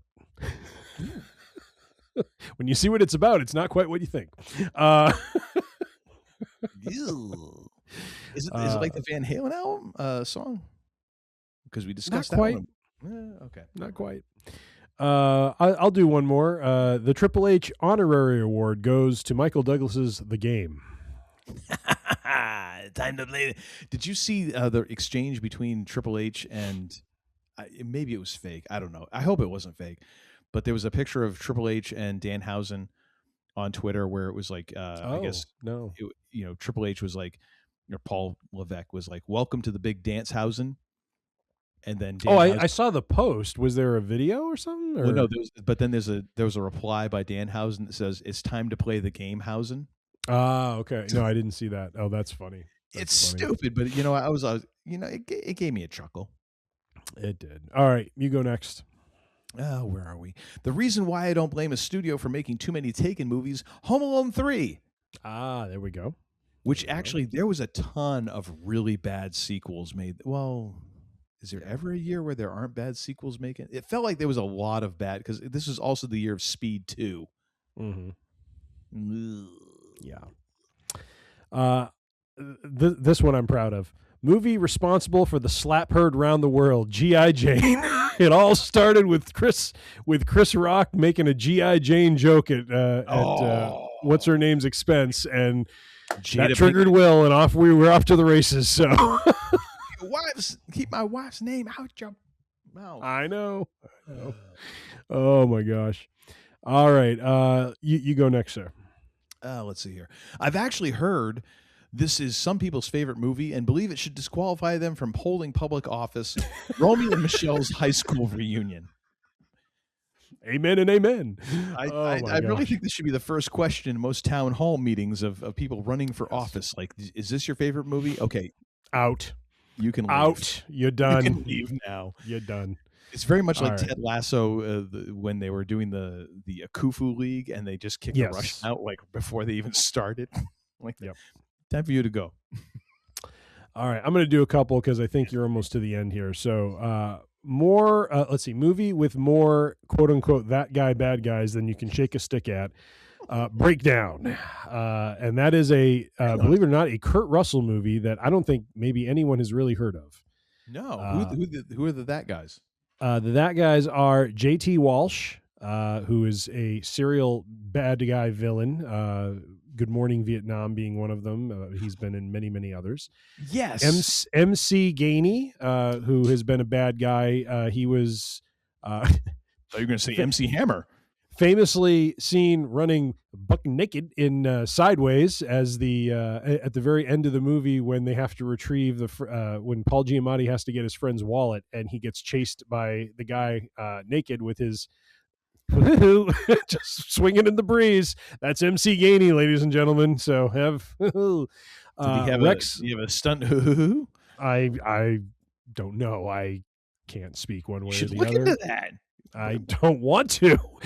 You can look into it. I'm good, thanks. No, I'm Rex Lynn, who's another guy who has been in a few TV shows and movies as a bad guy. And then there's one guy in here. His name is Thomas Kopacci, but you look at his picture, he looks like the actor who plays Ian McDiarmid, who plays the Emperor. He has a very Emperor look to him. So, anyways, I just caught this one. It kind of made me laugh, and I'm like, I didn't realize Kurt Russell made a movie called Who's Jack McGee? That guy looks like someone I've seen before. Yeah. The Fighter. All right. Well, I'm moving along. 21. Yeah. Oh, he's a Moneyball. Who is? Jack McGee. He was one of the scouts in Moneyball. That's right. Oh yeah. You're right. Another that guy. Another that guy. Yep. Hang on a second. We might have a couple others in here. This seems like this is a. Never mind. Why is that like they're Elite Za? It seems like in a lot of your movies, you've got one person who has like a singular name. I don't know. Okay, never mind. She's been in nothing. Sanchez of Bel Air. Oh wait, she was in My Two Dads. You remember that? You remember that series? Sorry, what? My Two Dads. Yeah, I do. Yeah, she was in that apparently. What's her name? Elitza Weiner. But then she just went by Elitza. Oh, she was in 6 whole episodes. Wow. Good for her. All right. Here's with another one. 2.5 Men. Wait, where do you see her in My Two Dads? I don't see that. I see 2.5 Men. Hang on a second. Now you got to go all the way back. Oh, I see it now. My Two Dads. There it is. Okay. Yeah. That was what she was most known for. Let me see what the... Oh, okay. Gosh, Dick Butkus was in that? Interesting. Huh. My Two Dads? Oh, yeah, he was in that. I don't remember. I haven't seen the show in forever. Well, I mean, it was only on for like 2 seasons, so... All right, award for the film that was probably better in 97 than the 05 edition by Jimmy Fallon, Fever Pitch. So apparently there was a Fever Pitch version that was done in 97 that was based on British soccer, not on the Boston Red Sox. So I threw that in. So that was the original like Nick Hornsby adaptation. Colin Firth was in that. Wow. Yeah. Yep. Interesting. Award for the film that demonstrates how big a star Chris Tucker was back in 97, Money Talks. That is with Chris Tucker, Charlie Sheen, Heather Locklear, Larry Hankin, Robertson Dean. Who else is in here? Faison Love.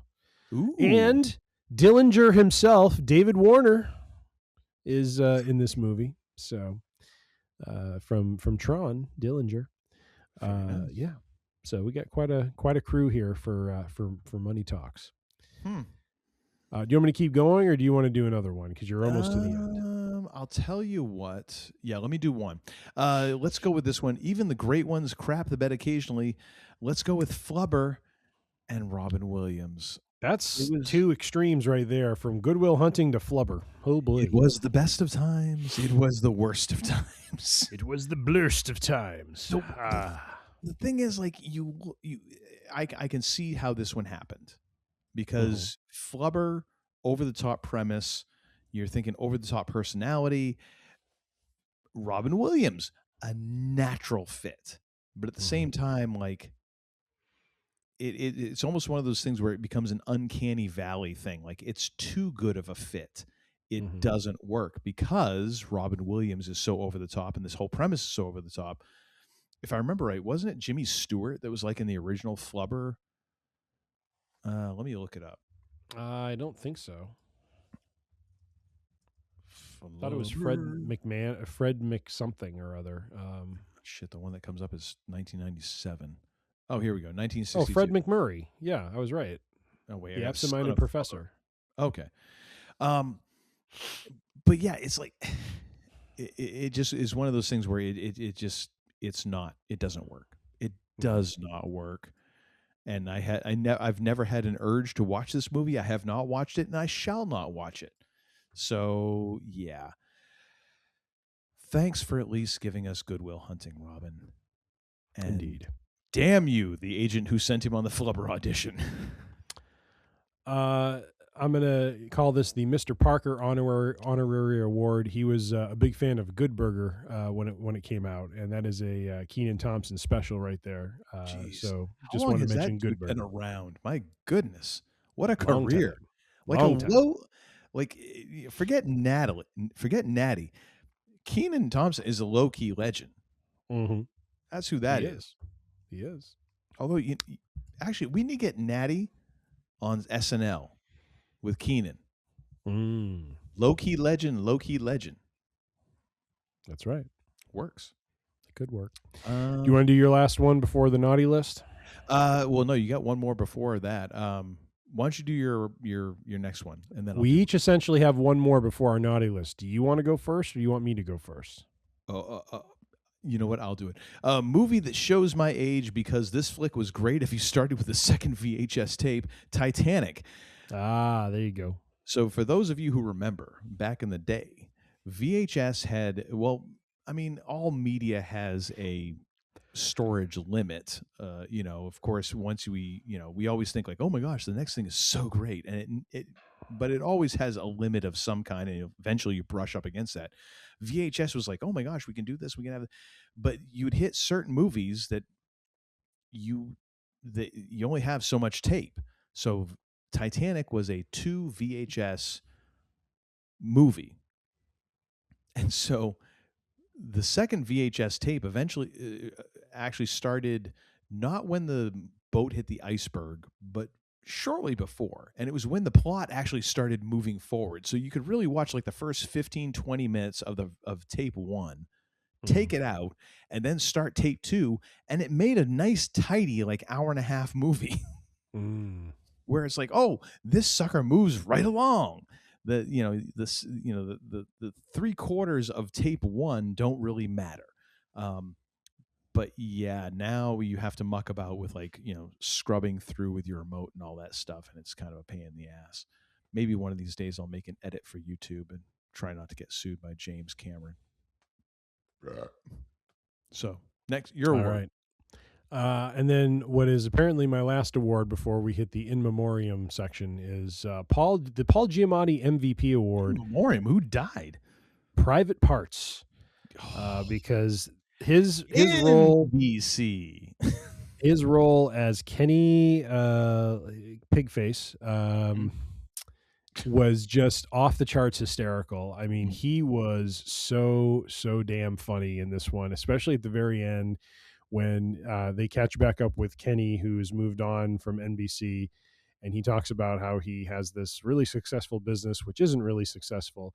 And he slowly starts to descend into madness as he continues to go off on Howard Stern and how he screwed him over and just swearing left, right, and center. There's like someone jackhammering the street. And so every time he swears, the jackhammer's going off. And, oh, it was so funny. It was just so good. Lot of, just a lot of big names. Mary McCormick, Robin Quivers, the whole gang, Fred Norris, Carol Alt was part of this, Allison Janney, host of others. I mean, just if you've never seen the movie, it's an interest. I mean, it was an interesting story to see Howard Stern's rise to popularity, even though you may not fully agree with some of the stuff he put out there. But he navigated his way into this being this voice that became very popular, and he basically piloted in a lot of ways a new talk radio format that really was steeped a lot in just him being honest and just kind of talking through topics and questions that he thought was interesting. And so and he just happened to tap into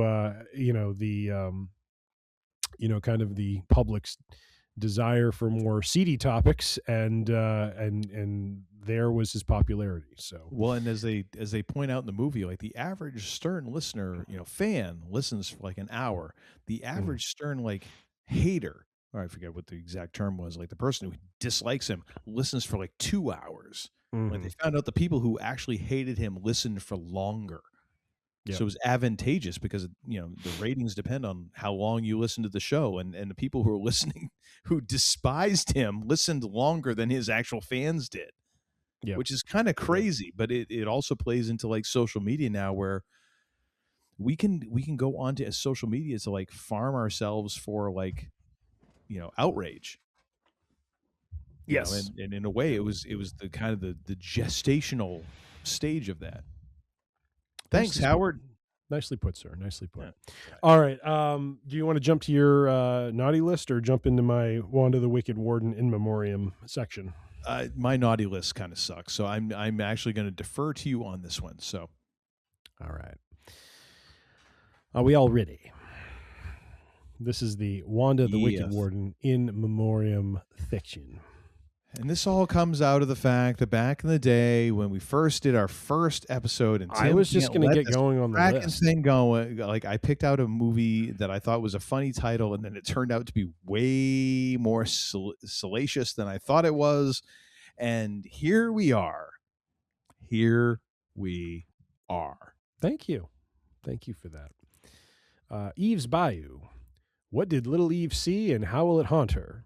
Husband, father, and womanizer, Luis Batiste is the head of an affluent family, but it's the woman who rule this gothic world of secrets, lies, and mystic forces. Which, if you go to Robert Ebert's top 10 movies from this year, that's number 1. Really? Yes. Okay. Well, interesting. Double check. While you go ahead and read some more. I'll double check. The next one, the title isn't so much the issue, more than the description. But it's called Sue, and the description reads thusly: an unemployed ex-office worker searching for work floats a fragile line of sanity as she struggles to find friendship and companionship. Her tenuous grasp on reality further fluctuates when a man whom she met in a restaurant and started an affair is called to go to India for an assignment. The final straw occurs when she's evicted and moves into a sleazy hotel. She then starts seeking casual sex in unorthodox locations just to have human contact. All righty. Indeed. Actually, right, yes, next. Eve's Bayou was number 1 on the Roger Ebert's. How did we not talk about Boogie Nights? Oh, that was a huge miss. Son of a Seabiscuit. We suck. All right, well, we got to wrap this up, though. I know it's going to be painful to let that one go, but we're going to. We might have to do a whole episode on Boogie Nights just to make up for that. Do we really? Yes.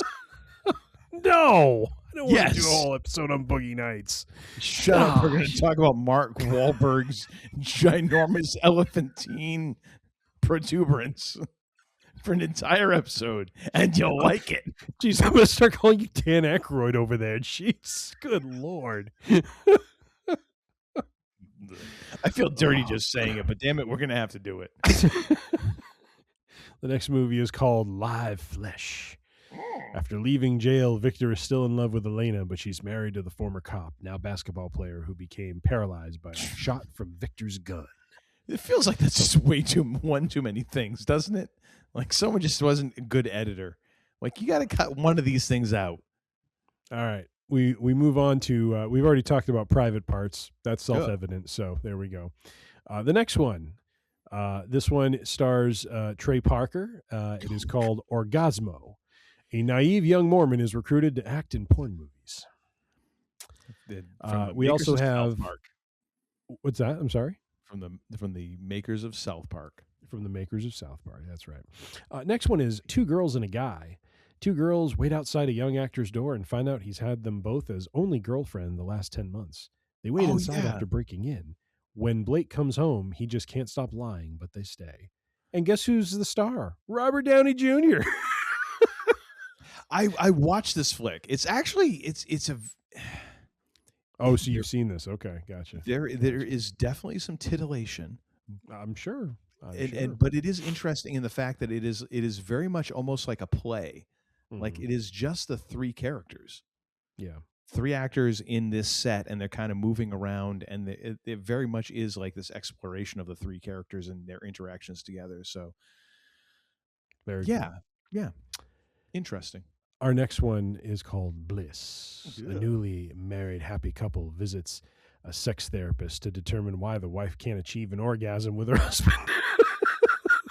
This causes a horrific. About you reading this, like knowing who you are, is like it makes it extra friggin' naughty. Like the fact that you this is not your friggin' realm of work or like your world, and yet you're just like, and this and that. I'm like, it's like having a priest read me like the Skinamax friggin' descriptions. Like this causes Father, how dare you? Suppressed memory to emerge, and she becomes more and more distant. We move on from bliss. That noise afterwards. I don't know. I was sighing. We move from bliss to bent. I thought do you need to have a cigarette? Like, you okay? Max has a one-night stand with Karen in New York City. He returns to his wife, 2 kids, and a career in Los Angeles, but is affected. A year later, Max and Karen meet again by chance, but this time they're with their spouses. Dun, dun, dun. Because they're both assholes. Wait, sorry. Next. Did I say that out loud? What's that? I'm sorry? Did I say that out loud? Oh, so this next one, I saw the freaking, this came up like in one of the, like, and I was looking at the different surges and sorting them. And I'm like, wait a minute, what was that? And then I'd already sorted something else. So I'm curious what the description for this one is. This one's called How They Make Adult Movies. It's a documentary, behind-the-scenes documentary on the adult film industry, featuring interviews with performers and directors and some suggestive but non-explicit footage. Well, damn it. This one's called The House of Yes. Ooh. Except here's the description. A mentally unbalanced young woman who is convinced she is Jackie Kennedy flies into a murderous rage when her brother returns home to reveal he is engaged. Actually, damn it, I'd watch that. That's interesting stuff right there. Is it a comedy? And then we get to Booty Call. I remember watching this one. 2 friends who have gone too long without sex set out to get some. Starring Jamie Foxx and Tommy Davidson, along with Vivica A. Fox and Amy Monique Waddell. I couldn't remember if it was Jamie Foxx or who was the other dude. He was in Any Given Sunday. He was on MTV back in the day, like for everything until he started to kind of make it. Son of a bitch. I can't remember. Anyways, move on. Thank you. I will. Poison Ivy, The New Seduction, starring Jamie Presley. A sinister seductress vows to destroy a suburban family. Because when you've gone through Drew Barrymore and Alyssa Milano, well, that's what you have. You go with the talent that got you there. All right. So today, our cat Happy was hanging around and doing things, and he's such a boy cat. Like, he literally will just flop, and he'll go after like a toy, and he'll just bang on the ground and everything. Like he has no regard for his physical safety whatsoever. And he did something, and I just couldn't help it. I was like, "That's a solid ass cat right there." And my wife just started laughing, and I'm like, "She knows the reference." Yes, I have succeeded. Nice. Another 9.5 weeks. John heads to Paris hoping to meet his ex for 9.5 weeks, but instead ends up with her former friend, Leah. Oh, but of course. Bum, bum, bum. Is this Mickey Rourke in this one still? This is Mickey He Rourke in is. this one. Oh, my God. This one's a little interesting. It's called Little Boy Blue. 19-year-old Jimmy's dad is a vicious, impotent Vietnam veteran who forces his wife and son to have incest. Why are we here? I don't know. What? Did you not edit this list at all? I was just kind of throwing it in. Were you on sorry. like some serious like NyQuil when you were doing this? Please tell me you were. Oh, here we go. Afterglow. A handyman with marital problems meets a housewife with the same. No, Nick Nolte's in this. Laura Flynn Boyle, too. At least 2 consenting adults. I know. Let's see. Gracious Curves. This one reads thusly: women share experiences of birth, aging, and mortality, exploring diverse female bodies and societal attitudes. Interviews reveal physical challenges and prejudices faced by women's bodies and spirits. Now, that one I can get behind because, I mean, quite honestly, no, I'm going to be serious here for a second. Like, women get such a bad rap in this thing. I know.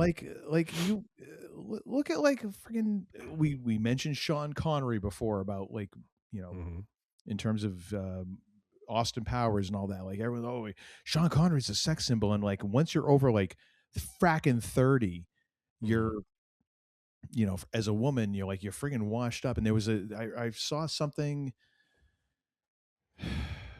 Where was it? I think it was on Instagram. I don't know. It's an article that's out there. Look it up if you want. I can't be bothered because it's frustrating for me. But Ali Larder had this thing about like, you know, people were giving her apparently like had harsh words to say about her playing a sexy character at the age of 50. Yeah.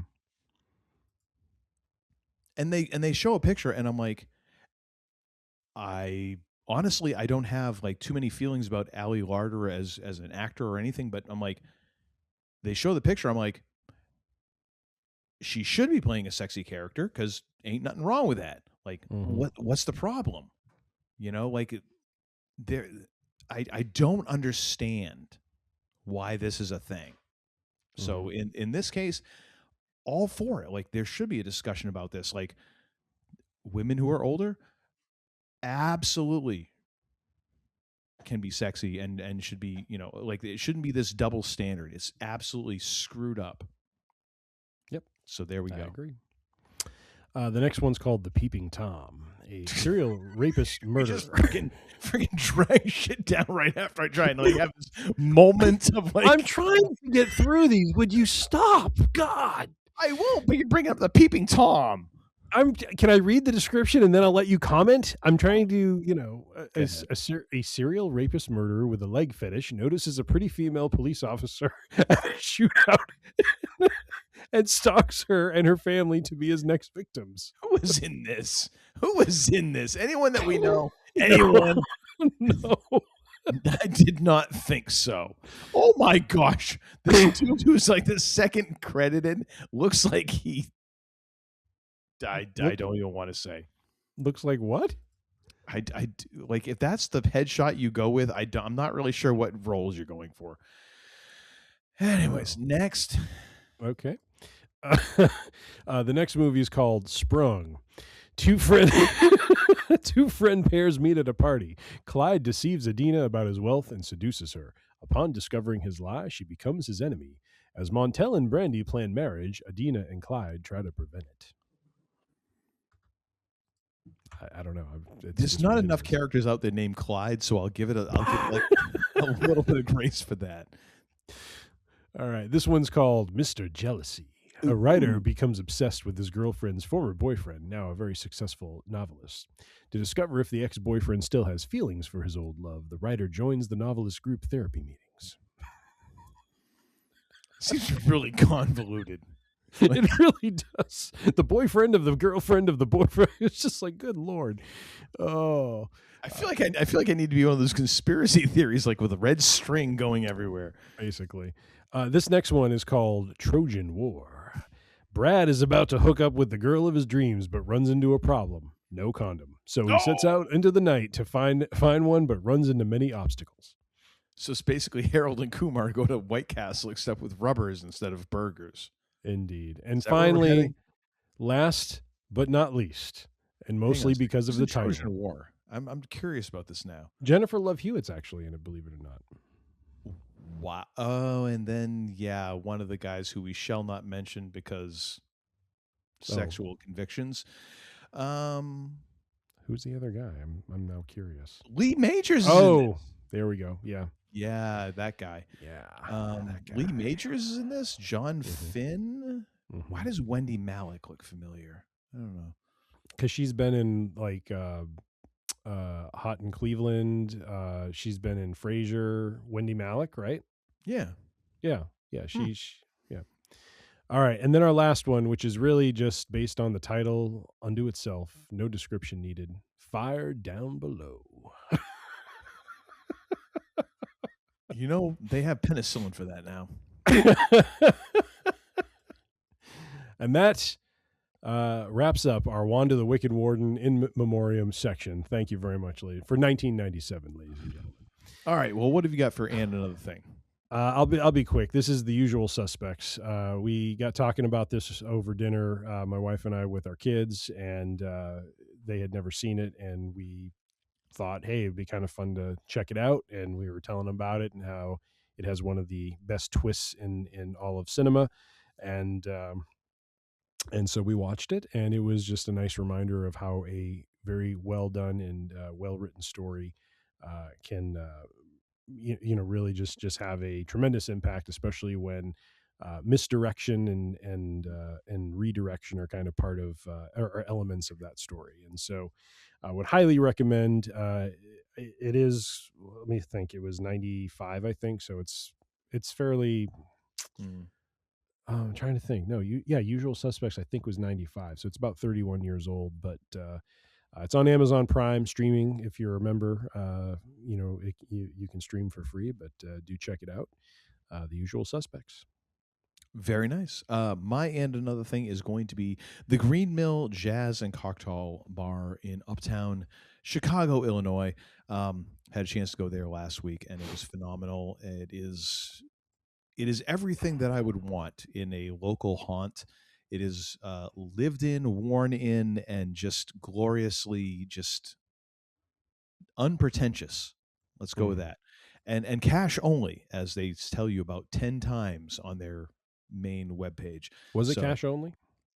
It was cash only, and they closed down at 1:11 a.m. and they are cash only. So definitely check that out if you're in town. And that's it. So, ladies and gentlemen, thank you so much for watching and listening. I'm trying to wrap this up. Don't start laughing at me now. Sorry. Thank you so much for listening. And if you want to find our audio versions, go to that freerangeedc.com. Find all of our audio episodes there. Download them all one at a time or all at once. Subscribe to the Podbean app. You can also find us on Apple Podcasts. We are on Pandora. We're on Spotify. We're on Amazon. All the podcast purveyors. Search for Free Range Idiocy. You'll find us. You can find full video episodes on YouTube at our YouTube channel, youtube.com/@freerangeidiocy. If you want to find us on the social medias, we're on Facebook and Instagram and the aforementioned YouTube, all at Free Range Idiocy. If you have any thoughts, comments, concerns, or suggestions for shows, send those to tim@freerangeidiocy.com. And then, ladies and gentlemen, it is now time for the least idiotic member of the show to take over for the most idiotic portion of the show. That would be the man they call Tim taking over for me. And not before I ask him the second most important question in all of human history. The first being, of course, what is hip? The second being, what in the high holy hell did we learn this episode, sir? Well, we've learned apparently we can cross the 3 hour and 30-minute boundary quite easily and quite scarily. We've also learned that Uncle Todd and the man they call Tim, while solid picks were made all around, we did miss Boogie Nights, but we will not be doing a show dedicated to it. Yes, we will next week. No. Yes. No. Yes. Oh gosh. Yeah. We'll see. Flynn just spoke. Flynn can go Flynn. And LA Knight. Yeah, well, we've checked in with all the precincts, and all the precincts agree that we will be doing a Boogie Night show next week. well, this show will be done under protest. Nonetheless, What show with you isn't done under protest? I'm just wondering. I only tried to end this episode 2 hours ago for crying out loud, but nonetheless. We've also learned that Good Will Hunting is the unified, undisputed favorite of the free-range Idiocy idiots here, as well as Contact and Men in Black, Austin Powers, and others.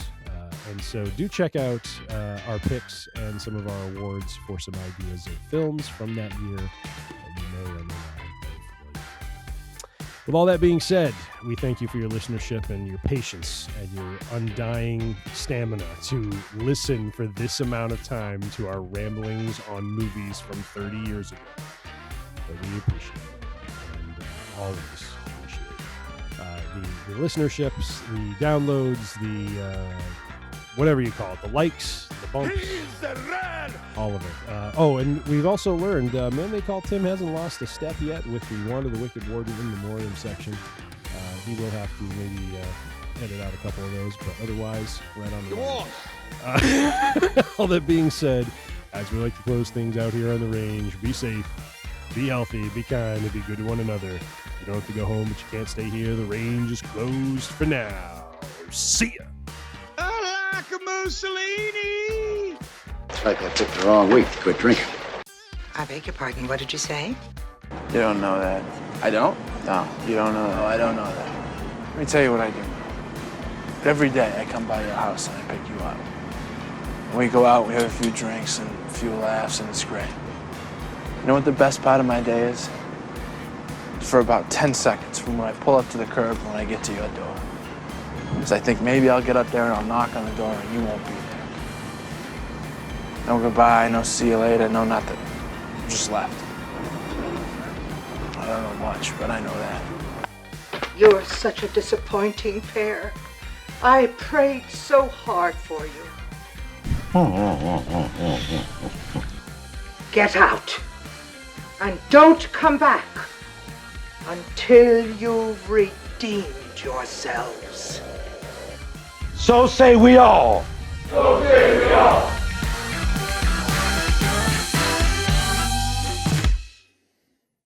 Sir, I take issue. I With take what? issue Okay. with you Yes. saying that I am dragging this out. You had an equal part in this conversation. Well, that's a hell of a comeback you got there. Anything else you'd like to add? I'm just saying, I tried to move it along and it just never seemed to materialize. So I'm just saying I moved it along. You are worse than Hulk Hogan. And during the few moments that we have left, we want to talk. I'm getting the stink eye from Uncle Todd over there. Uh-oh, he's furrowing his brow. Oh, Now get the hell out of here!